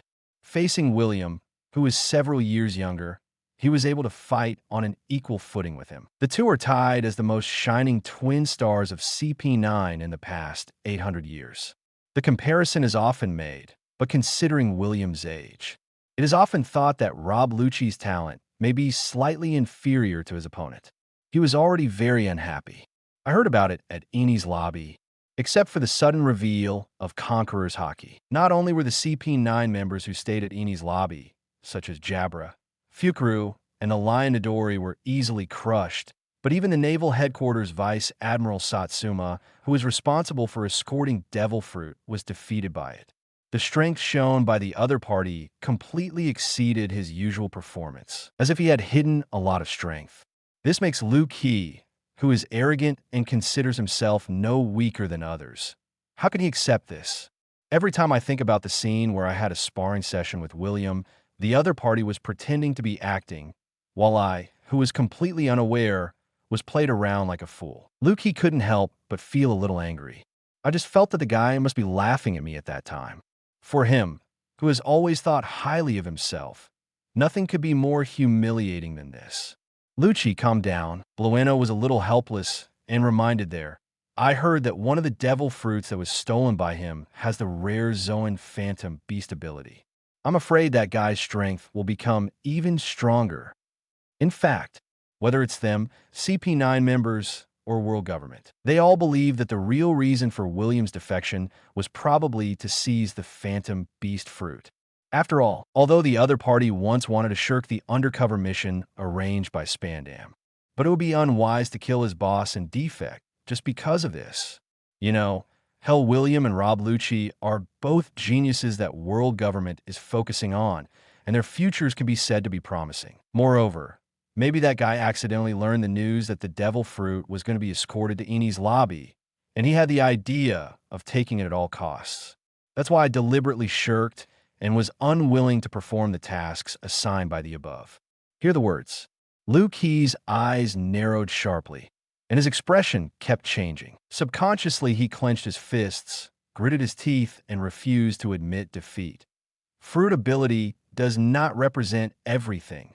If you're not convinced, you will be unconvinced. But his heart couldn't help but sink. I felt a bucket of cold water pouring from my head, completely calming down. A species of phantom beast rarer than Logia. Luffy certainly knew what that meant. In particular, he was arranged by the world government to go to the Water City and work undercover as a boatman at the Carrera Company. In order to avoid exposing his identity, he not only had to hide his strength, but also couldn't train in front of others. Even the chances of fighting powerful enemies are bound to become less and less. The gap between them is likely to become wider and wider. I hope we won't become enemies. Kaku sighed helplessly. He is only 1 year older than William, and the two have been training together for a long time since they were 5 or 6 years old, motivating each other to grow. The relationship is still very good. Instead, I got to know William better. That a guy who's all about strength. When I was at the CP training base, the level of effort was simply mind-numbing. He didn't miss any free time at all. Even if he was chatting with them, he still devoted some of his energy to training. Careful and thoughtful, he is ruthless to any enemy. Therefore, it has the nickname Black Prison, which scares countless people. If that guy becomes an enemy, it will be quite a headache. Blueno, how's your bar ready? Take a deep breath. Try not to think about it so much.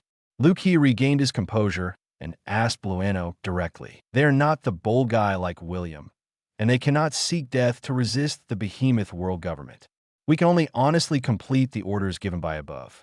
Still under renovation, Blueno responded. We can officially open in half a month. What about you, Khalifa? Bing Shan is preparing to recruit a secretary. Khalifa pushed up her glasses and said, Tomorrow I will go to Carrera Company to apply for a job and strive to become his secretary and be close to him. Then let's do this for now. Follow the original plan and try to complete the task as soon as possible. Dismissal.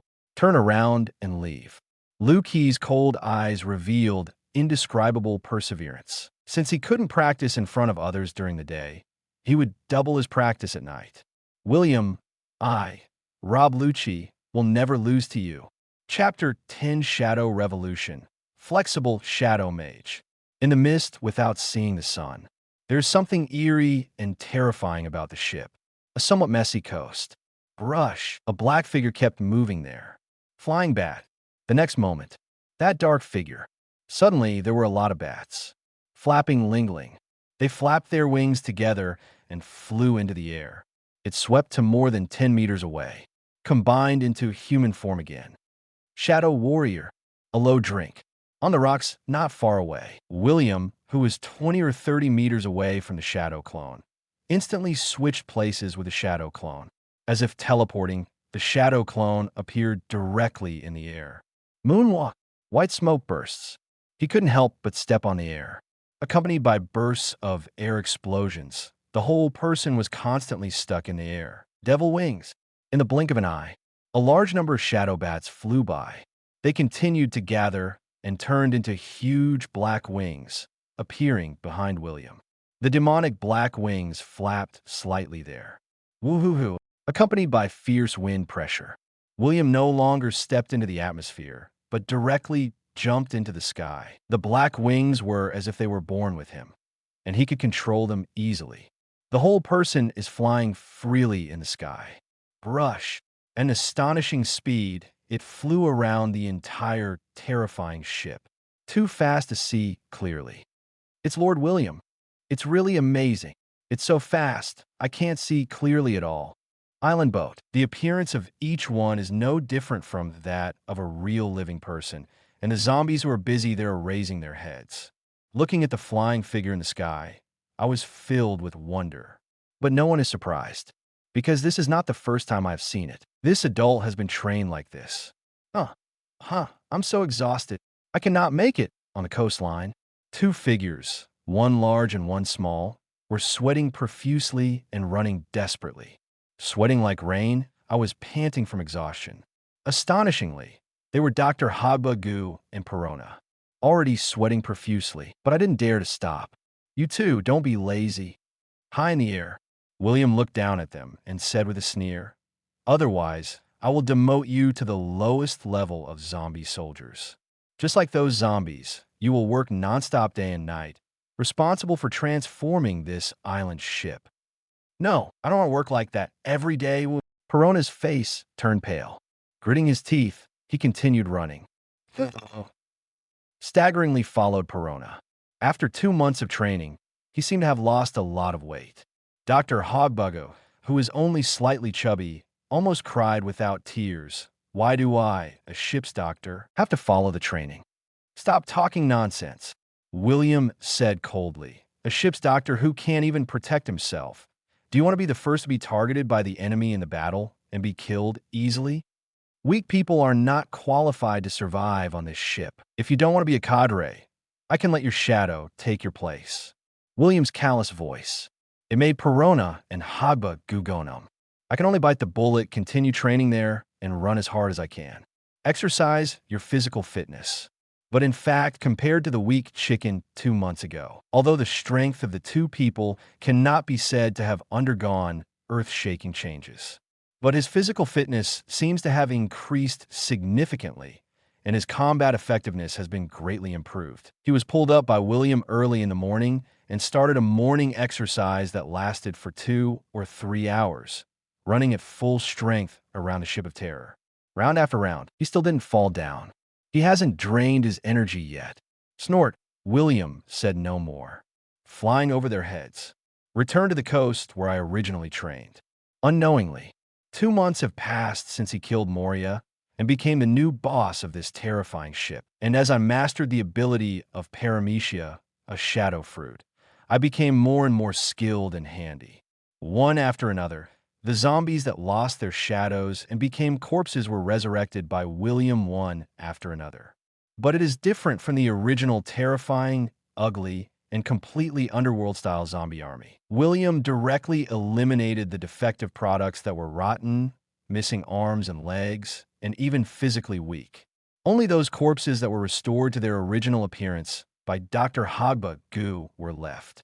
Although they were full of death and had no breath of life, their appearance was the same as that of living people, resurrected by the implanted shadow. Let them start working day and night, because William is planning to completely transform this island ship, turn it into a mobile war fortress. As for the starting energy, the shadows naturally come from the pirates and businessmen who were directly imprisoned by him. But for Dr. Habagu and Perona, it's not that perfect at all, because these days they were forced to train by William every day.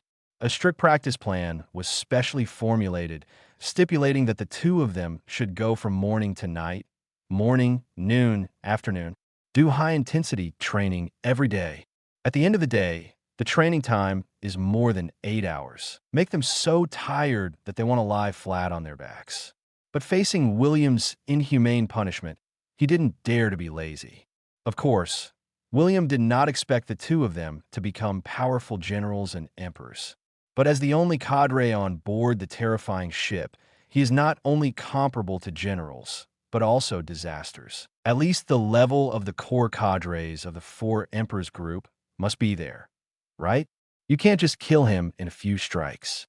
Compared to Dr. Hobagu, who has little potential. For Perona, William was a little more demanding.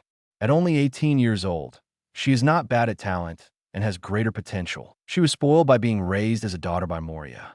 His temper is too lazy, so he can't do it without working hard. Shadow revolution. All of a sudden, the wings behind his back disappeared. It turned into the shadow of William himself. Armed color, a retractable machine gun. William's eyes were stern, staring straight ahead at the huge and extremely solid reef 8 or 9 meters away, which is more than 10 meters high. The fists wrapped around armament hockey turned dark and kept waving in the air. Blast out. Shui Sha. A jaw-dropping scene happened. The shadows of his arms stretched at a speed visible to the naked eye, and his arms were like rubber, extending out like lightning. Hoof, hoof. Turned into afterimages all over the sky, carrying a powerful impact, continuously bombarding the rocks ahead. Boom, boom. Smoke and dust filled the air. Debris flew. A huge rock as big as a hill. Like a block of tofu, it was easily blown apart. It makes people stunned. Bah, bah. William jumped high into the air. Stepping through the atmosphere at an astonishing speed, he rushed out. After crossing the inland sea of the island ship, we came to a dilapidated and large ghost ship that was just floating nearby and was hundreds of meters long. The telescopic giant's battle axe, the shadow of the right foot, instantly stretched there, and it continues to expand, just like the shadow of a giant's feet. Brush. The next moment, something incredible happened. William's right leg, which was raised high, also stretched and expanded. The soles of the feet, which were originally the same as those of normal humans, miraculously transformed into the size of giants. Wrapped around the pitch-black hockey, jet black and shiny, toward the abandoned ghost ship below. Cracked down hard and violently. Boom, boom. Chapter 11, Curved Fist, Giant Form Crash. Woo-hoo-hoo. The water splashed and the sea boiled. An astonishing wave of air swept across. The enlarged right leg followed the shadow and instantly returned to its original shape. I have to say that the shadow revolution is indeed exaggerated. William smiled. For the past 2 months, he had been on a ship of terror. Not only did he hone the armament hockey he had already mastered, he became even more proficient. Moreover, he has mastered the basic abilities of the shadow fruit and can use them as he wishes. Even relying on the fruit's ability to perfectly combine his own physical skills, his combat effectiveness doubled, and he developed a series of combat moves. Shadow Revolution. This is one of the bug abilities of Paramecia, the Shadow Fruit. Since the shadow is connected to the entity, if the entity changes, the shadow will also change. On the contrary, if the shadow changes, theoretically the entity will also change. Taking advantage of this, William, who can freely change the shape of his shadow, can change the length of his body through the change of his shadow, just like a rubber man. It easily simulates the series of combat moves of the future Pirate King Luffy. You can even make your shadow sneak into other people's shadows, then control the target's shadow, change the shape of the shadow, manipulate or even crush the opponent. Although it doesn't have the exaggerated elasticity of rubber, it can be said to be the ability to master the Paramecia telescopic fruit in disguise. William chuckled. He is a user with the ability of the shadow fruit. It makes sense to fight with imagination, right? After all, humans in ancient times relied on their imagination to gradually defeat birds of prey, giant beasts, and even sea kings that were far larger and more powerful than themselves, and became world hegemons. These days, through constant testing, I have verified my fruit ability. What really surprised William? It's not about manipulating shadows into wings so that one can fly, or plundering other people's shadows and implanting them into corpses to create zombies, but a shadow revolution. The most exaggerated ability of the shadow fruit. This is because when William, a person with abilities, affects himself through the shadow revolution, there is no need to consider whether the body can withstand those changes. Therefore, he can fight through the shadow revolution as he wishes, even if the arms are lengthened to an extremely exaggerated degree. It won't hurt yourself, but it's different for others. For example, Mage and Oz. Zombies like it are dead after all. Moreover, his body is strong enough. As long as he does not exceed the limit that he can withstand, his body tissue will not be damaged. Even if you use the shadow revolution to lengthen its limbs and twist its body, as a zombie it will not feel pain and can naturally be easily manipulated. But there is no way to bend his fist directly through the shadow revolution. Force his fist to turn, otherwise it will directly cause his fracture. If it is a normal living person, let alone it. It is conceivable that an average person can use his shadow to lengthen his body by half a meter, or even 1 meter, or just let its shadow bend and fold irregularly. What are the consequences? Just thinking about it makes my head tingle. Brush, a pair of demonic black wings, emerged from William's back. With a slight shake, the whole person swept towards the terrifying ship at an astonishing speed. Retractable machine gun. On the shores of the terror ship, William kept punching out with both fists. Under the shadow revolution, the arms continued to extend at an alarming speed, bombarded together. Boom, boom. Loud noises continued. A large amount of gravel spattered and smoke billowed. But William's attacks did not stop. The flexible and flexible snake. Next moment, William's eyes narrowed. His ever-changing shadow actually took a direct turn. The outstretched fist wrapped around armament hockey was like a snake playing, constantly changing directions, folding and turning at incredible angles. Continuously violent bombardment of the rocks on the shore. Jaw-dropping. Boom, boom. Loud noises continued. Smoke and dust billowed. Call a long time, constantly stretching and turning. The dizzying fists all contracted back. William stopped his attack and took a long breath. This kind of power that can be manipulated freely is really addictive.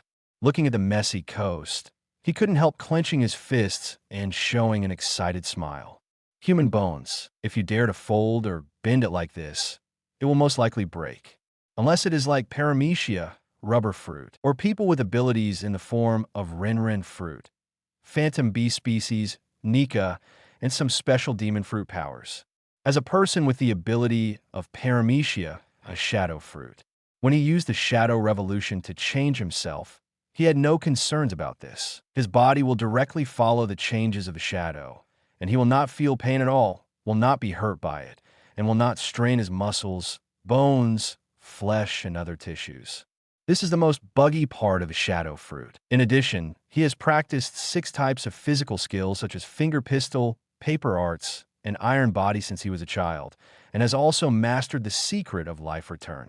The flexibility of all aspects of William's body tissue has reached an astonishing level. The upper limit that he can operate through the Shadow Revolution has been greatly increased. You can simply let him fight as he pleases. Of course, the Shadow Revolution is not without limits. It is impossible to say that if you make the shadow as big as the island, the whole person will really become that big.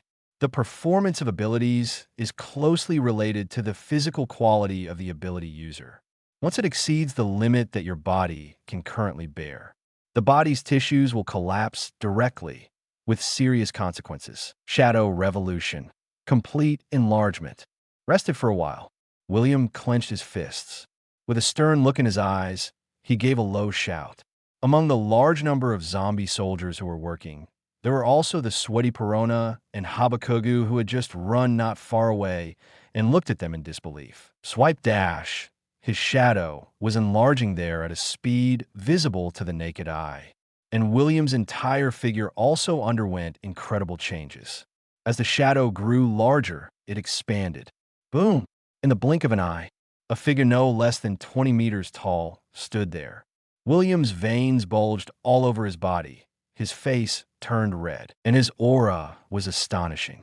With his current limit, if he doesn't swallow other people's shadows to strengthen himself, if you rely solely on the Shadow Revolution to increase your body size, you will only be able to transform into the form of an ordinary giant at best. If it is any larger, it will strain your own muscles, bones, and other tissues. But even so, it is already quite astonishing. Have you reached your limit, Shave? William, who was like a giant, had a hoarse voice. He stepped hard and rushed out like a cannonball. Tempest kick. His huge right foot was as fast as lightning, overwhelmed the atmosphere. Kicked out hard. In an instant, an extremely violent wind pressure arose.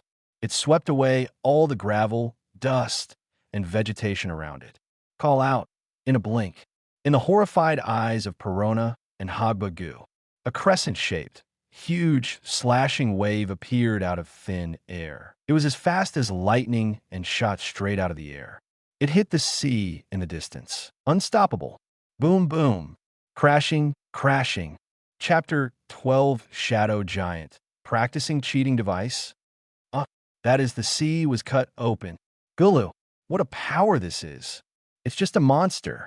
Looking at the sea that was cut open for several kilometers and slowly restored there. Those zombie soldiers who were unable to resist William's orders and were ordered to work day and night, as well as Perona and Habakugu who were training there. Everyone was full of shock and stayed there. Everyone couldn't help but open their mouths. Couldn't close it for a long time. Gulu, that guy, is he really only 17 years old? Perona couldn't help but swallow her saliva. She couldn't imagine that William was only 17 years old. He is 1 year younger than himself, who just turned 18. It's so strong. It's unbelievable. Hiss, hiss, hiss. You are worthy of Lord William. Dr. Hagbagu's eyes shone with excitement. In terms of ability development, he has surpassed Lord Moria. With the ability of the Shadow Fruit, coupled with the powerful physical skills developed in world government, Lord William is fully qualified to replace Moria, the 7 warlords of the sea.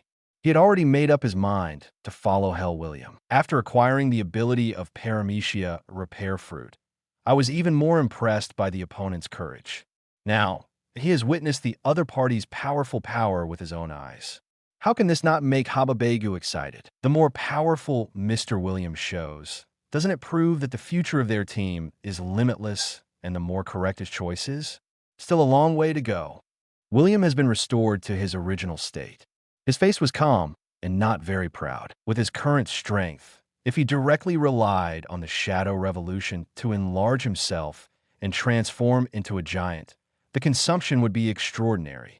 If you really go all out, you can maintain your giant form for a long time and engage in high-intensity fierce battles.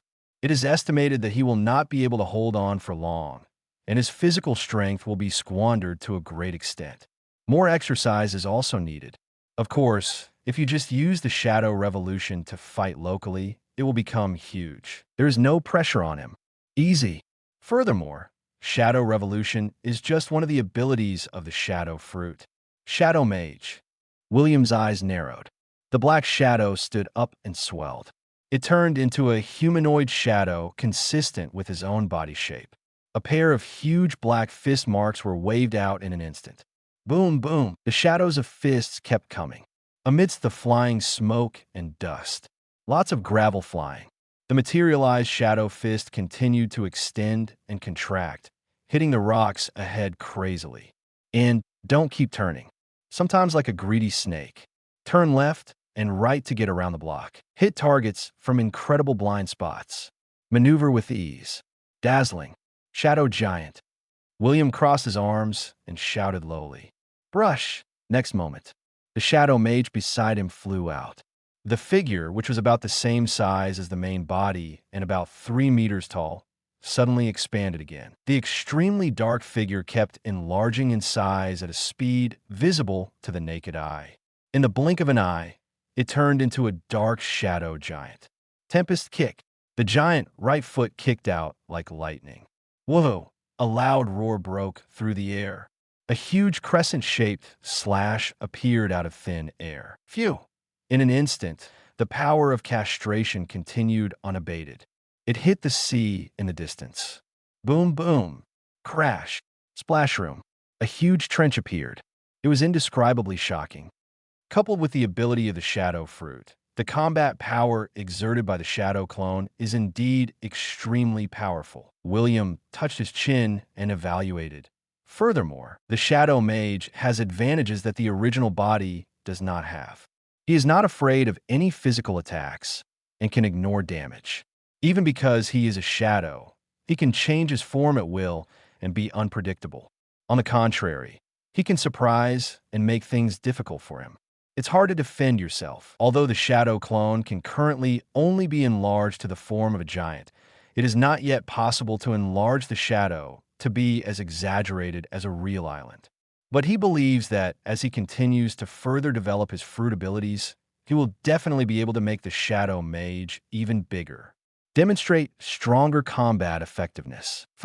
Finally completed the training tasks set by William. Early in the morning, I was forced to run 20 laps around the island ship. 2 figures, one big and one small, dripping with sweat, were so tired that they collapsed there, panting, unwilling to stand up. Phew, I'm so exhausted. I finally finished running.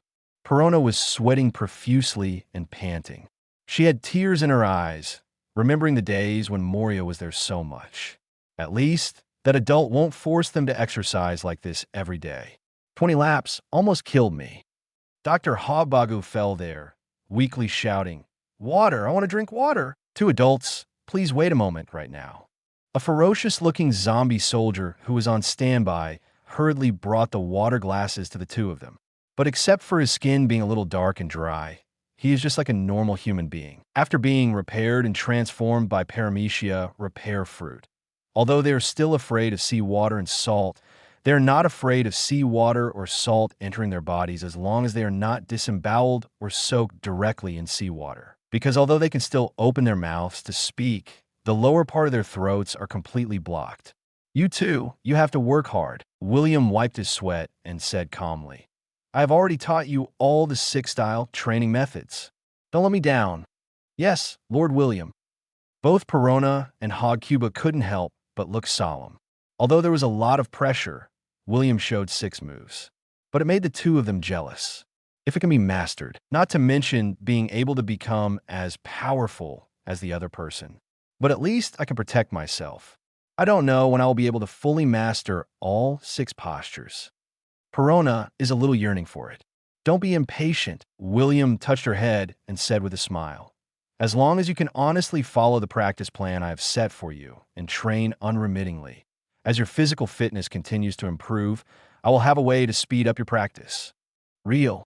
Perona's eyes lit up, looking longingly at this adult. As a doctor, Dr. Hogbagu was also a little surprised. Did it use some kind of medicine? Of course not, William chuckled and said. The power of the Shadow Fruit is more than that. But if you, a doctor, are interested You could develop in this area in your spare time and study genetic medicines, and so on. Speaking of which, he proposed to Dr. Hagbagu. What's the power of the shadow fruit? Perona was confused. Although the plundered shadow, after being implanted into other people's bodies, can only enhance people's strength for a short period of time, it cannot last for long. William didn't care about it and said bluntly. But on the other hand, it can also allow oneself to possess the other party's long-term training in disguise in a short period of time, and the combat instinct and corresponding experience have long been integrated into the physical memory. So you just need to keep training hard and understanding in those short 2 or 3 minutes, and maybe you can gain something. This was a major discovery he made after repeated verification. The ability of the shadow fruit is indeed quite buggy. It can be said to be a training accelerator, and it is also a shared version. Moreover, unlike ordinary people who fuse shadows, they can only gain a short-term increase in combat power, but in disguise have the combat instinct that the target has developed over a long period of time. As a user with the ability of the shadow fruit, he can even obtain the deeper memories of the target's life through the plundered shadow. So that's it.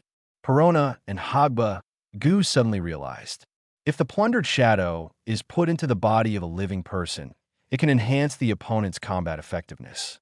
Of course, they know this very well. Moria relied on this ability to crush William and imprison him in the dungeon. But I really didn't expect that other people's shadows could have such potential effects. Immediately, I couldn't help but feel overjoyed and a little excited. Don't be too happy too early, William warned there.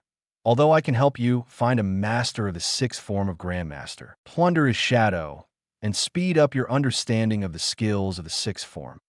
But your physical fitness must be able to keep up. So, we still need to strengthen training. Yes, Lord William. We will work hard. Chapter 13, The Shadow of the Dead. The swordsmanship of Ryoma clanged dash inside the gorgeous castle. The huge ice house was opened. A ghastly scene was revealed. Frozen corpses were lined up there. It makes one's scalp tingle. Lord William, do you want to create new zombies? Hagbagu asked curiously as he moved the heavy lighting equipment. In recent days, they have not encountered any targets that strayed into this sea area, and the shadows looted from the imprisoned pirates and business travelers have almost been used up. They were all implanted into ordinary zombie soldiers by William. It is said that those people are too weak and the shadow cannot meet expectations.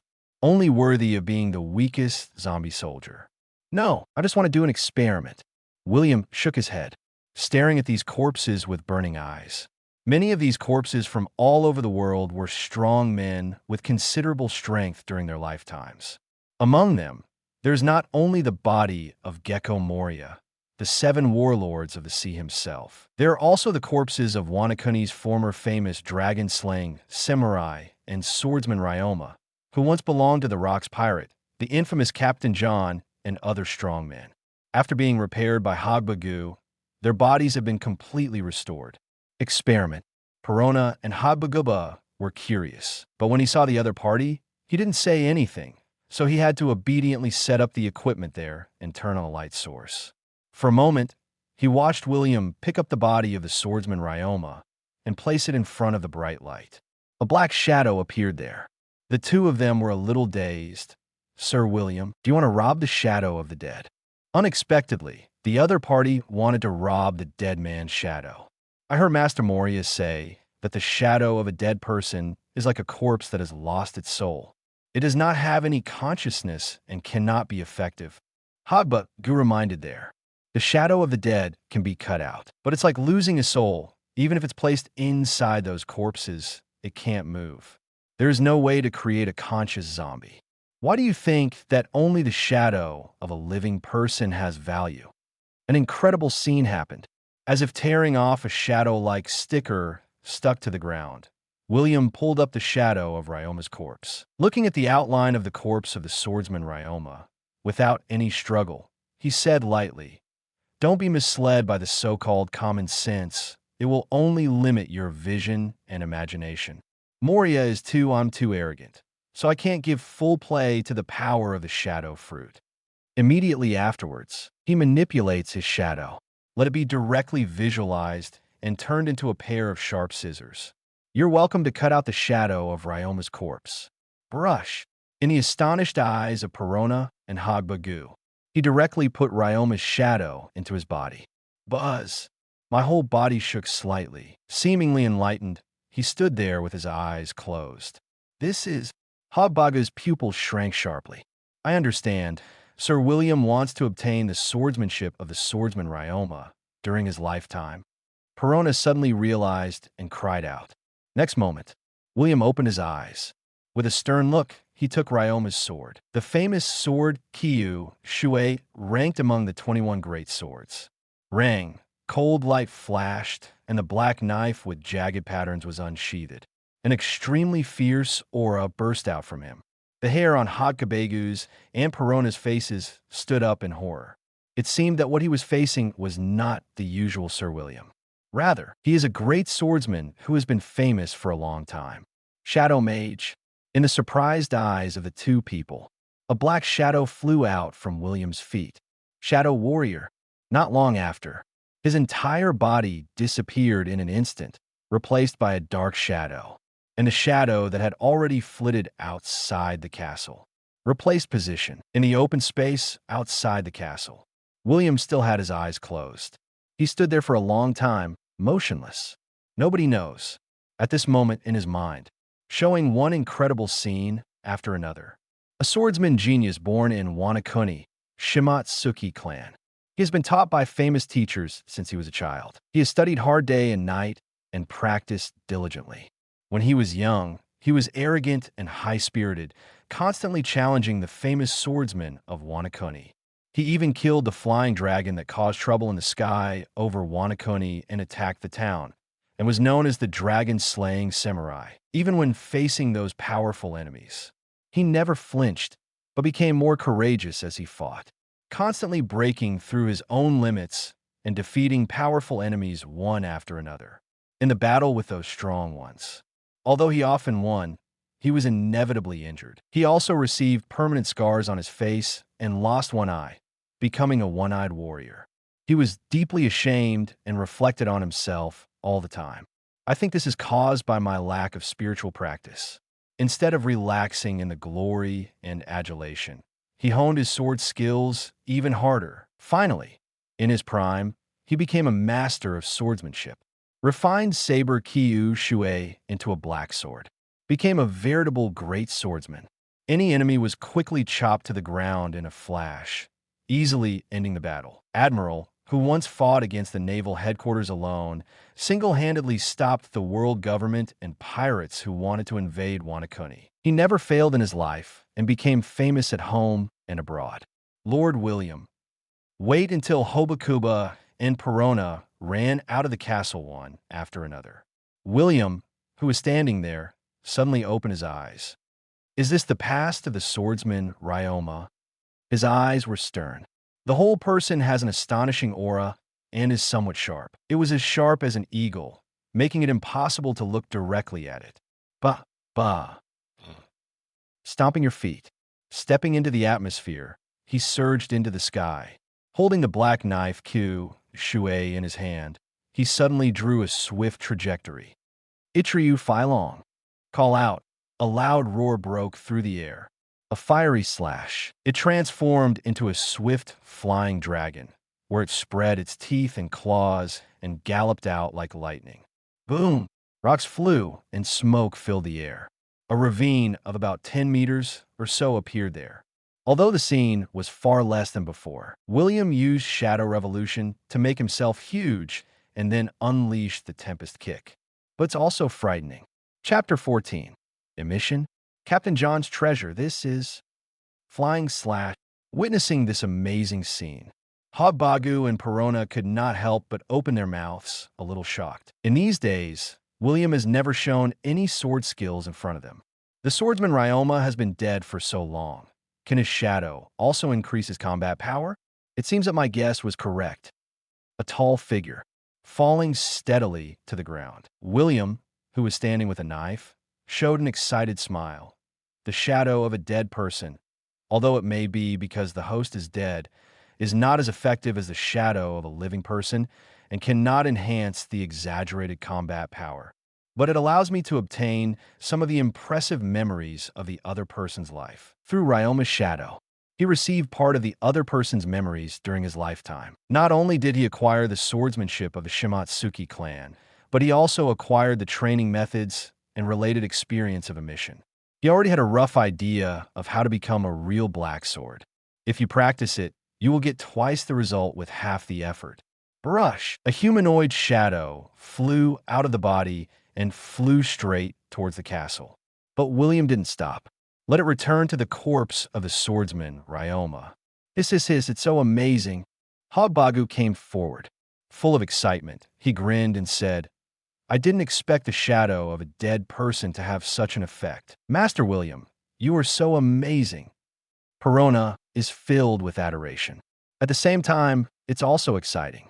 Moria collected the corpses of many powerful men during her lifetime. This means that William can fully acquire the physical skills and swordsmanship of these powerful men during their lifetimes. Maybe even she and Hogbagu could benefit from it. It's truly an unexpected surprise. William nodded. He has never practiced any sword skills. But by fusing Ryoma's shadow, he can acquire the advanced skills of swordsmanship and a mission passed down from generation to generation by the Shimotsuki clan. Instantly become a swordsman who can use flying slashes. I almost forgot, there's something more worth looking forward to. Suddenly, William thought of something and chuckled. Maybe we can solve the mystery of the treasure left by Captain John during his lifetime. Undeniable. On this sea, your own strength is the most important thing. But if you want to quickly develop your power, you can't do it without money.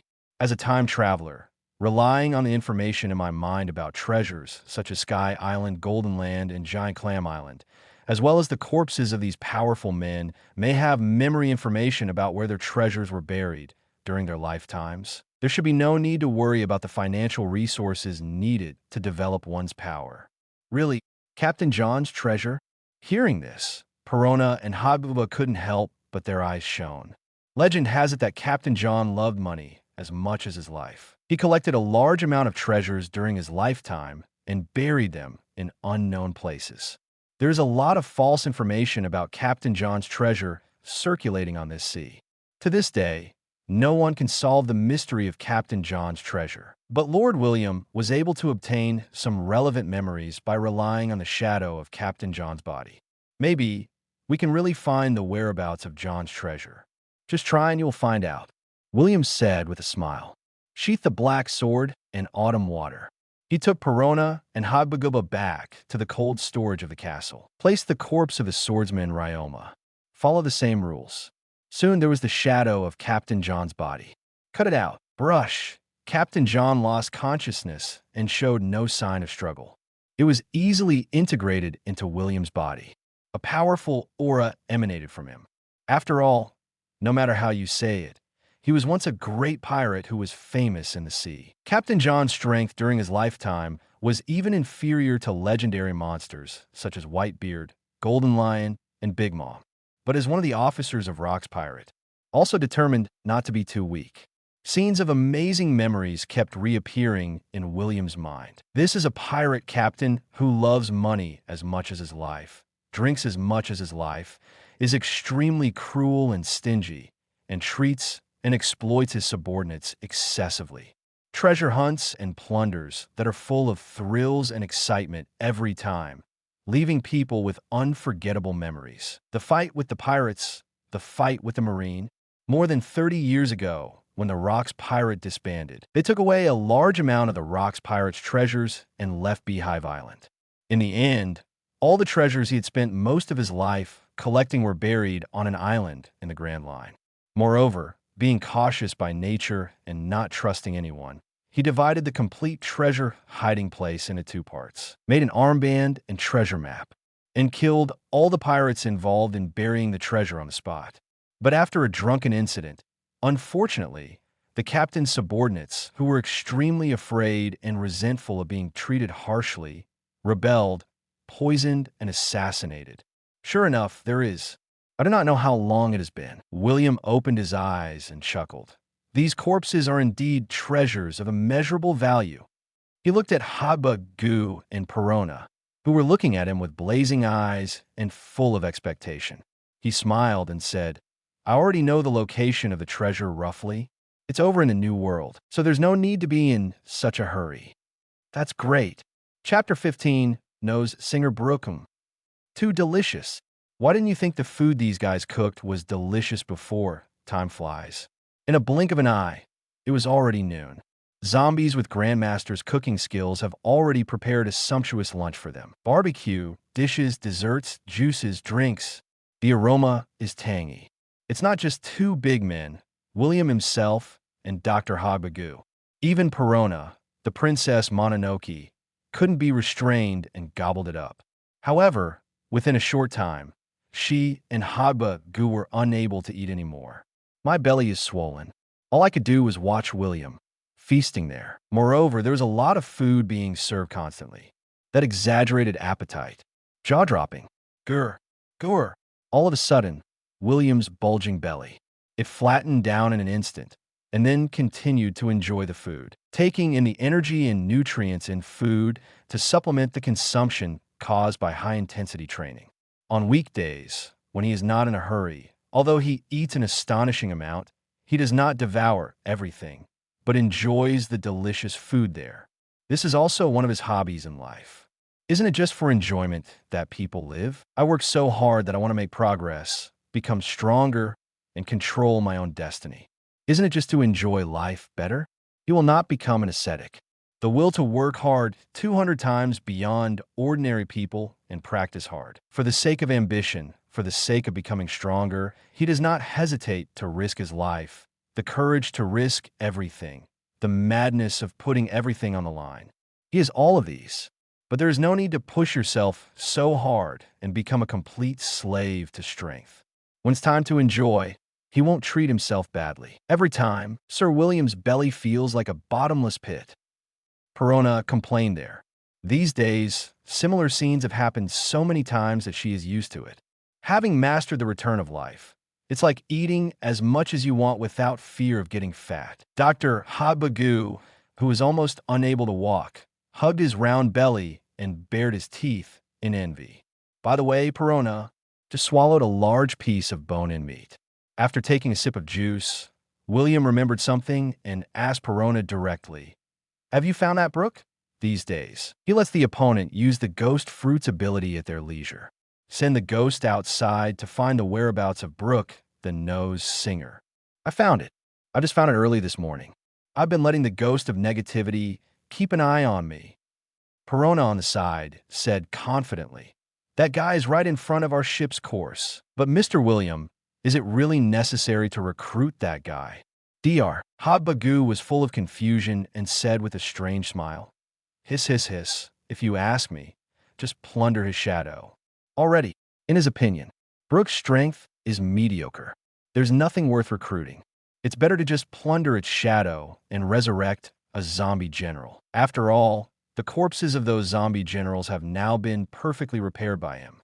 Once the implanted shadow is resurrected, its strength will be far greater than the zombie general created by Moria last time. The power of the underworld fruit is pretty good. After destroying the last pizza, I burped with satisfaction, taking the tissue handed over by Perona and wiping the greasy corners of his mouth. William said with a faint smile, It's just that the guy hasn't realized this yet and hasn't been able to use his abilities. The most important is that nose singer Brook is not completely without potential. And he is also a musician, which at least can relieve boredom during the boring sailing journey. If you train them well, you can still be a core cadre in your own team in the future. Perona, you go and command the zombie soldiers to sail the boat and go directly there. Good. Yo ho ho ho yo ho ho ho. Sending Binks's whine to you far away. From the coast, there was a burst of singing. Some zombie soldiers vaguely heard it. Shadow is back. I'm so happy. The rudder of a ship has been destroyed, and it is drifting on the pirate ship. A skeleton with an afro and a dress was amusing himself there, tilted at 45 degrees, in various poses. Looking at the shadow under my feet is full of joy. But soon, His whole body was shaken violently, and the skull's jaw almost fell to the ground. Is that a ship of terror? Looking at the huge island ship slowly emerging from the fog that cannot see the sun, becoming increasingly clear. Brook was a little shocked. Are those guys coming to steal my shadow again? No, we are not here to take away your shadow, suddenly. A chuckle echoed in Brook's ears. It shocked him all over. Who is it? He immediately drew out his staff and sword. He looked warily towards the direction from which the sound came. I don't know when it started. A tall and heroic young figure wearing casual clothes appeared there. He was sitting on the bow of the boat, looking at him with a smile. Who are you? Brook's eyes widened. This tall young man is undoubtedly a real person. It was completely different from his impression of the three weirdos and zombies under Moria. Don't be nervous. I don't mean any harm. William was smiling. He did not hide his identity and introduced himself. When we first met, my name is Obask William, and I am the new owner of the terror ship. Your shadow was the one who escaped from the zombies and came back after I killed that guy, Gekko Moria. Oh, in a sense, I am still your benefactor. What? Brook was shocked. He looked at the impossibly young William in front of him in disbelief. Did you defeat Moria? Release my shadow. Don't believe it. William tilted his head and smiled slightly. The shadow under his feet was directly separated from him, and he stood upright. As if it had a sense of life, it transformed into a dark figure with the same silhouette. This is an amazing scene. Brook's pupils shrank sharply, and he was a little frightened. As you can see, William said with a smile, after killing Moria, his ability was unexpectedly reborn on the ship of terror. And I got it. Now, I am a new shadow fruit user. This, Brook gasped and lost his voice in shock. You got Moria's ability? He never expected it. Such a coincidence happened to the other party. It's incredible. I already know your identity. William looked at Brook, who was in disbelief, and said straight to the point. Brook, the user with the ability of the underworld fruit and the nose singer. Do you want to join my team? I believe you must be troubled by being trapped in this sea for decades, right? As long as you are willing to work for me, I can take you out of this sea and continue your adventure. Really? Brook was shaken all over. Everyone's eyes widened. I couldn't help but step forward and grab William, where he said excitedly, I am willing to join you. As long as you can take me outside to the twin capes at the entrance of the Grand Line to complete the agreement with La Boone. No matter what the conditions are, I promise you. Chapter 16, Hell Pirates. Set sail. Yo ho ho ho, hello everyone. I'm Brook with only a handful of bones, a musician and a swordsman. Not long after, Brook packed his things. Taking the bones of his companions, he followed William back to the ship of terror. I met Perona and Habagu, as well as zombie soldiers who were completely different from the past and were no different from living people. This shocked Brook. In just over 2 months, the terror ship has changed a lot. It is no longer as eerie and lifeless as before. Hiss, hiss, hiss. Although you may already know me, I still want to introduce you again. Dr. Habagu put his hands on his hips and said proudly, I am the genius surgeon Dr. Habagu, and I am the ship's doctor of the Hell Pirates. As early as 2 months ago, at William's friendly suggestion, his weird lace outfit has turned into a normal men's outfit. After these days of continuous high-intensity exercise, this guy not only lost a lot of weight, but also became stronger and slightly fatter. He often wears a white coat. He looks like a human being, but he does look a bit like a doctor. And the Hell Pirates.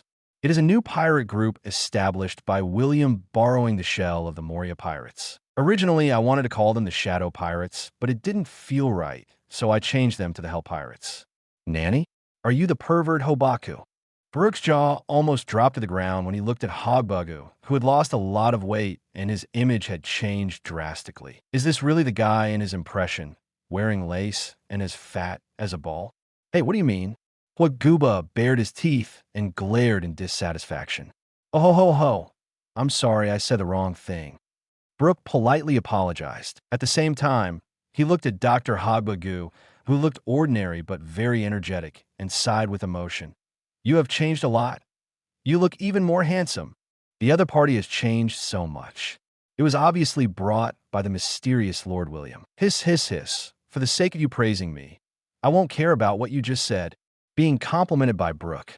Dr. Habagawa smiled broadly, from the corners of his mouth to his ears. He. I am Perona, a combatant of the Hell Pirates. The sound stopped suddenly. Perona tilted her head, thought for a long time, and finally positioned herself as a combatant. As the mascot in William's mouth. It makes sense that she's also a combatant, right? Yo ho ho ho. We meet again, the beautiful Miss Perona. Brook's skull eyes glowed. There he was spinning around excitedly and performed a knight salute. He approached Perona and asked seriously, "Can I make a request?" Perona's eyelids twitched. It's not like she hasn't dealt with this nose singer before. Naturally, you know what the other person wants to say. However, only Lord William can see her fatness. Just a sexy skeleton. How dare you tease yourself? Go to hell. You perverted skeleton. Negative ghost, then. In an instant, she waved her right hand. Negative ghosts flew out one by one, passed through Brook's body. Brook had no time to dodge. Suddenly, he fell to his knees, his whole body filled with depression. There he buried his head and said, "Sorry, I am a humble waterweed." Interesting ability. William chuckled. Cross your arms and take some time to watch the show. She had no intention of stopping him, and just let Perona teach Brook a lesson. This guy really lacks lessons in this regard. I have to say, Perona's ability is so fun to use to tease people. The stronger and more confident a person is, the more irresistible they are. You will suddenly become extremely depressed and lose your fighting spirit, becoming irresistible and at the mercy of others. And he also said some extremely shameful negative words. Hiss, hiss, hiss. You really haven't changed at all. Nose singer. Dr. Hogbagu smiled strangely there, somewhat gloating about his misfortune. Perona is so beautiful. But why has that pervert Absalom never dared to catch her attention all these years? Not just because Moria raised her like a daughter. It's because this girl's ghost fruit ability is so terrifying. It's just chilling. In the next life, I would like to be a dung beetle. I'm sorry, I don't deserve to live in this world. I'm a scumbag, finally. Until he knelt 10 times in a row. Brook couldn't hold on any longer, and his skull was almost cracked. No. That's enough. Watching the specter of negativity coming up again. He was busy begging for mercy, crying and begging for forgiveness. Bowed 90 degrees to Perona and apologized. I was wrong, Miss Perona. Please forgive me. Perona snorted coldly. I put away the negative ghost and did not continue it. You perverted skeleton, listen clearly. Perona in a princess dress, holding a flower umbrella. Her figure was floating there. Brook put one hand on his hip, looked down at the front, and said viciously, "If you dare to be rude in front of me again, I won't forgive you." Gulu. Absolutely not. Looking at Brook, who looked at her with an evil look and was really scared of the Princess Mononoke's abilities, she couldn't help but feel a little numb, and she was busy trying to reassure herself. Even with only a handful of bones left, he didn't dare to talk nonsense. He. Although I don't know why Mr. William let a guy like you get on the ship, but if you dare to do anything unscrupulous, I will not show mercy. Perona hummed. Maybe it's preconceived. She really didn't like Brook and was inexplicably repelled. I always feel that the other party is not reliable. Of course I know where I stand. Seeing Perona not trusting herself, Brook felt helpless and said loudly, "Please believe me, I will never do unnecessary things like that again. After all, Sir William is also my savior. Anyway, his shadow has returned. As for whose shadow William wants to plunder and what kind of zombies he wants to make. After all, Brook is a pirate, not a savior. All he wanted was to fulfill his agreement with La Boone, not for those strangers. Sacrifice yourself." All right, the atmosphere looked a little tense. William clapped his hands and said with a smile, "From now on, we are all companions in the same boat. Let's just write off all the unpleasantness in the past. You all get ready. After staying here for so long, it's time for us to go out and get some fresh air. Lord William, are we leaving here?" Perona and Hogba Gu were surprised. Yo ho ho ho. Are you leaving?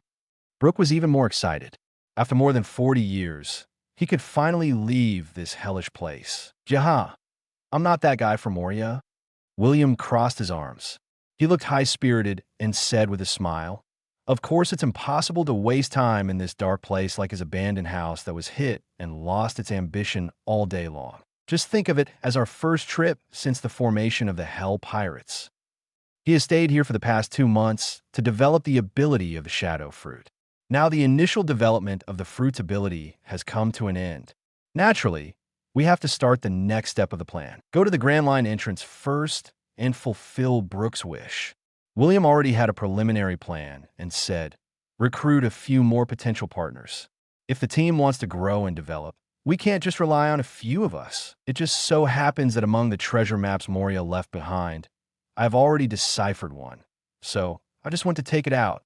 Speaking of which, in his mind, a beautiful figure emerged. That woman must have entered the Grand Line, right?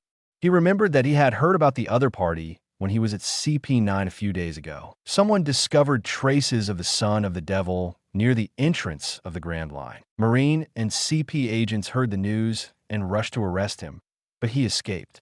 This is an all-around talent. William naturally hopes to recruit him. During this period, I don't know whether the other party joined the Baroque working group, but he wasn't about to give it up to Crocodile.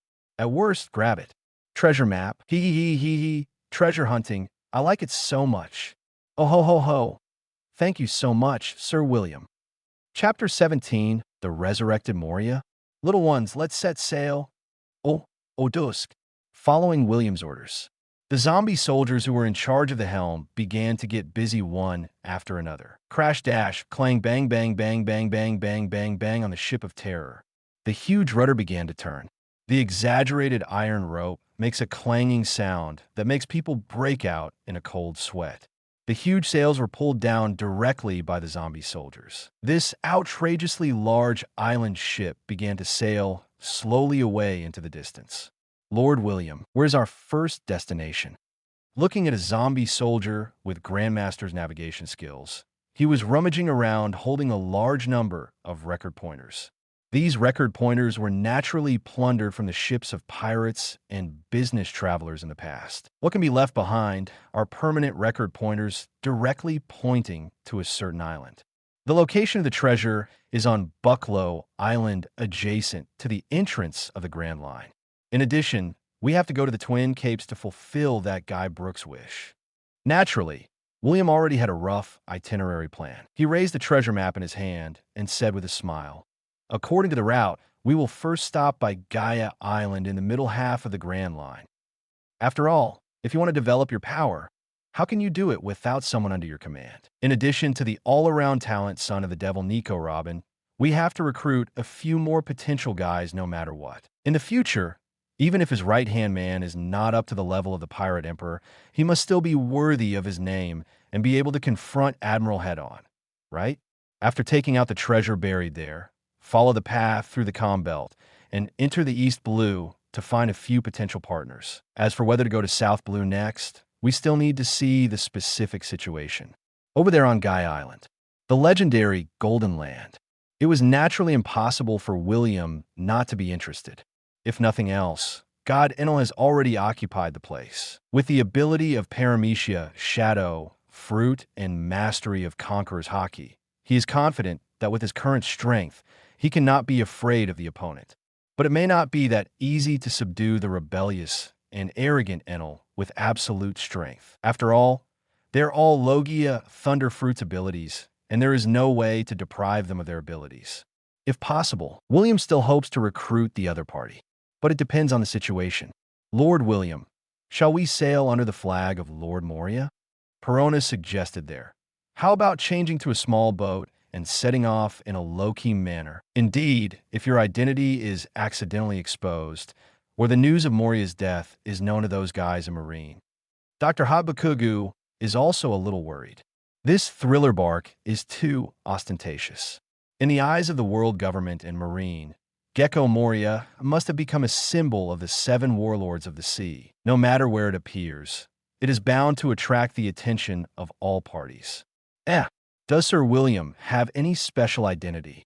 It's been less than a day since I officially joined the Hell Pirates. Brooke, who knew nothing about William's identity, couldn't help but be confused. Yeah. William looked at Hobaku, Brooke, and Perona. His eyes were full of amusement, and he chuckled. Who told you that Moria is dead?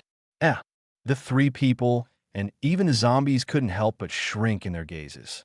The black shadow under William's feet stood up directly there and kept expanding. Brush. Black shadow. At a speed visible to the naked eye, it enveloped William's entire body. Like silk, constantly intertwined and wound. Changes occur at a speed visible to the naked eye. A tall figure appeared in front of them. Nearly 7 meters tall, it looks a little bloated, like a little giant, full of oppression. Hee. The sharp, arrogant laughter kept echoing. Perona, Habagu, you two actually dare to betray me. You're so good. He ignored Brooke beside him, just looking down at Habagu and Perona, full of rage and murderous intent. Lord Moria? Looking at the extremely familiar figure in front of me. Perona and Habagu couldn't help but widen their eyes and were startled, as if he had seen a ghost. His mouth opened wide, and he lost his voice in disbelief.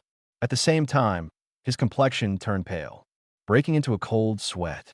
Moonlight, Moria, even Brooke, they were all shocked. I couldn't help but open my mouth wide and trembling. His whole body was filled with chills, and he was almost speechless. It was really Moria, the 7 warlords of the sea, that put too much pressure on him. He tried his best, but was easily crushed by the opponent and took away the shadow. In the end, he couldn't even defeat a zombie created by Moria using his shadow casually. How could Brooke, who had just seen hope and wanted to leave this sea, not be afraid? Are you not dead? Lord Moria. Perona was surprised and happy. Gulu, how is it possible? Hobabigo broke into a cold sweat and subconsciously took a few steps back, looking at the familiar bloated figure in front of him.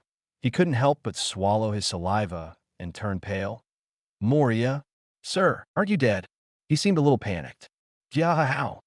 There was a burst of laughter. Black shadows linger. Moria's tall figure disappeared in an instant. In his place was William himself.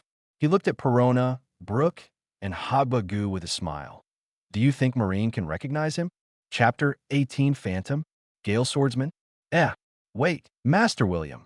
Did you change this through your shadow? Does the shadow fruit still have such an ability? Hear the words. For a while, the three of them woke up with cold sweat on their heads. He looked at the calm and smiling William in front of him in surprise. Some were inexplicably shocked and full of disbelief. Don't compare that Moria guy to me. William crossed his arms, full of pride, and said, he has not been able to fully demonstrate the power of the shadow fruit at all. That's him these days. Make bold attempts based on your original abilities. A deeply developed new ability, Phantom Transformation. After half a month, we have been working tirelessly on in-depth development and continuous attempts. Not only does it meet expectations, but it can also make the shadow clone look exactly like itself, making it look like the real one. It can even be transformed into any shape or form, if you can directly obtain the effect of Paramecia clone fruit.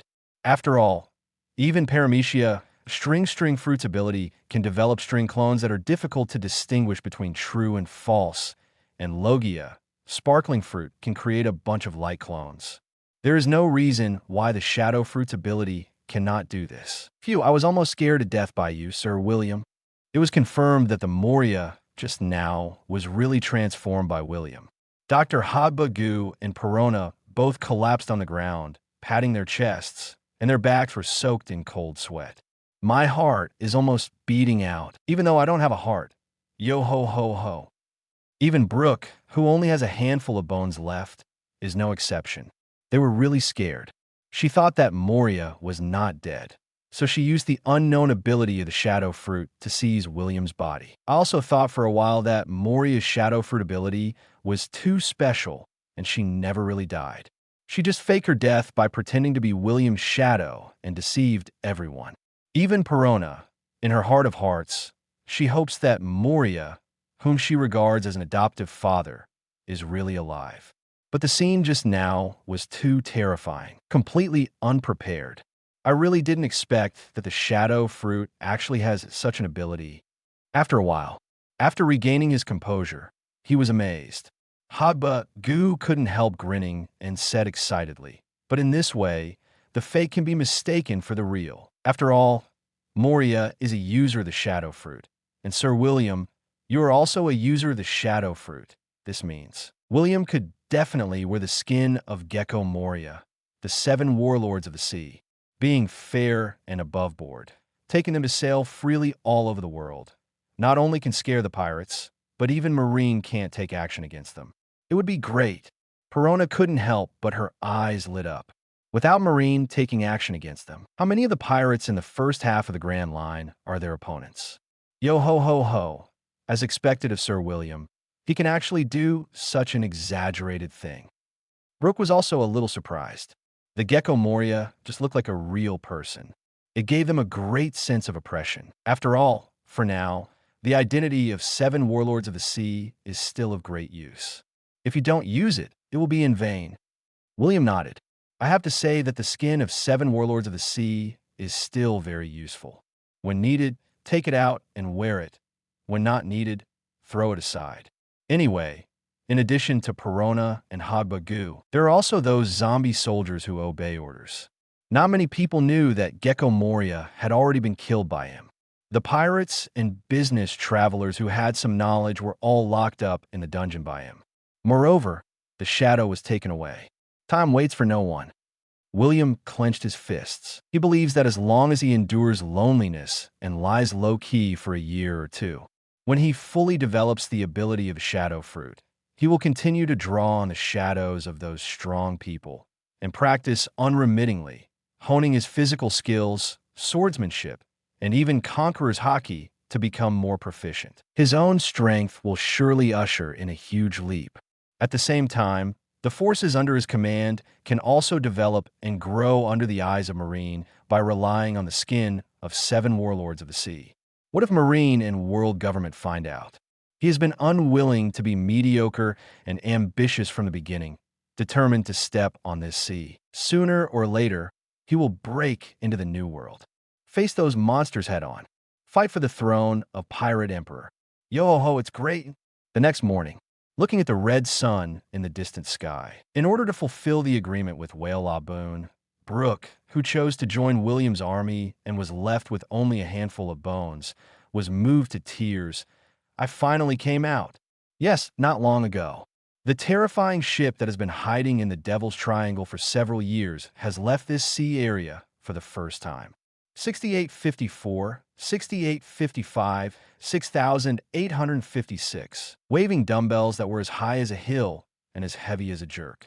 In the past few days, William, who had been practicing swordsmanship and haki according to his memory and had achieved remarkable results, smiled and said, "Perona, are you free?" In order to prevent his identity from being exposed, he reduced his body to 2 meters tall with the help of Life Return, and even his appearance changed a lot. To the outside world, he was a cadre under Gekko Moria, the vice captain of the Hell Pirates, the Wind Swordsman Yasuo. Originally, he wanted to disguise himself as a Paramecia retractable fruit ability user. But considering the similar characteristics of the Paramecia rubber fruit, William gave up directly. The fruit that the world government did not hesitate to tamper with the devil fruit illustration to hide its real name is too special. It is easy to attract the attention of the top leaders of the world government. Although the fruit was taken away by Red Hair Shanks a few years ago. But if the world government misunderstands him and thinks he might have obtained the rubber fruit, it would be bad to take the blame for nothing. It would be better to disguise himself as a swordsman.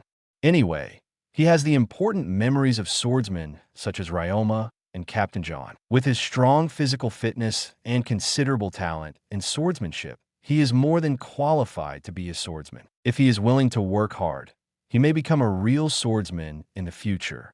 His way of directly obtaining other people's memories from the first-person perspective can almost be said to be equivalent to an immersive experience, simulating the other person's life again and again. Whether it is the practice of haki or the related kendo perception, it is much more exaggerated and profound than the teaching of those famous teachers. It can be said that practicing is twice the result with half the effort, and the progress is rapid. Is jaw-dropping. William, no. Lord Yasuo, I am helping you patrol the enemy situation. Perona's face fell, and he hurriedly stepped forward to flatter. Can I take a day off? No. Half a day. The movement of his hands did not stop, still swinging the dumbbell up and down as if swinging a sword vigorously.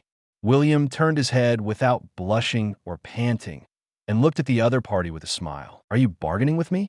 Today your training plan is doubled, and you're not allowed to eat if you don't complete it. Perona's little thoughts, of course, can't be hidden from him.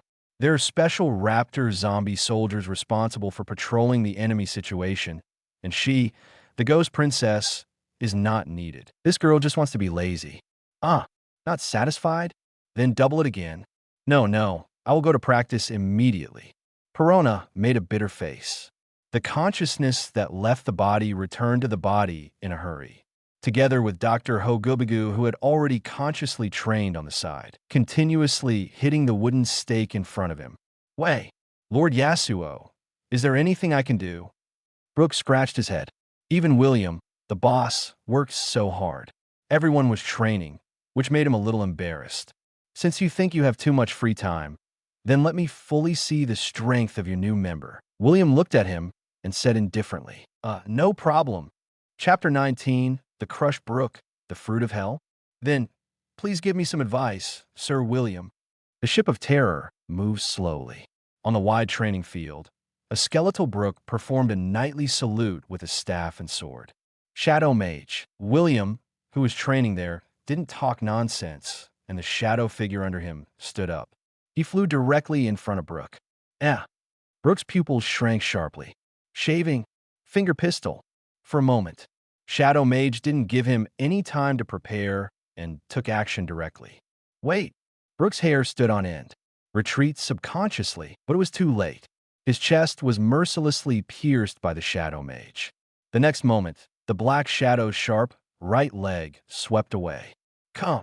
Brook, who had no time to draw his sword, narrowly blocked it with his staff and sword, being hit by that powerful and heavy kick.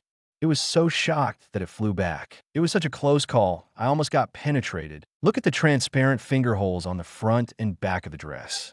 Brook, whose body had long since decayed and was only a skeleton, wiped away the non-existent cold sweat and said, Oh ho ho ho ho. It seems like there is no flesh and blood, so it has certain advantages. Really, William, who was watching the battle while waving a heavy dumbbell, looked amused. The next moment, the menacing Shadow Mage. Like an afterimage, it swooped out. Tempest kick. Its right foot is like electricity. Without any hesitation, he kicked out violently. Whoops! An astonishing light green slash came through the air, but Brook dodged it awkwardly. Boom! Smoke and dust were flying. The earth was torn directly into shocking holes. In the blink of an eye, before Brook could stabilize his body, the black shadow had already flicked his finger. Fly finger pistol. Call out. An air blade came through the air. Nightlight song penetrating straight through.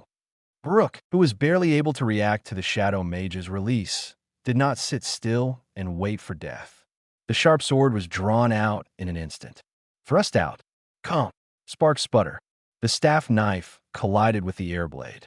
The next moment, Brook's eyes blurred, and a black shadow rushed towards him. A black blade suddenly appeared from its right hand. The afterimages that filled the sky were like violent storms, coming in violently. Bottle dance, serial strike. Clang, clang.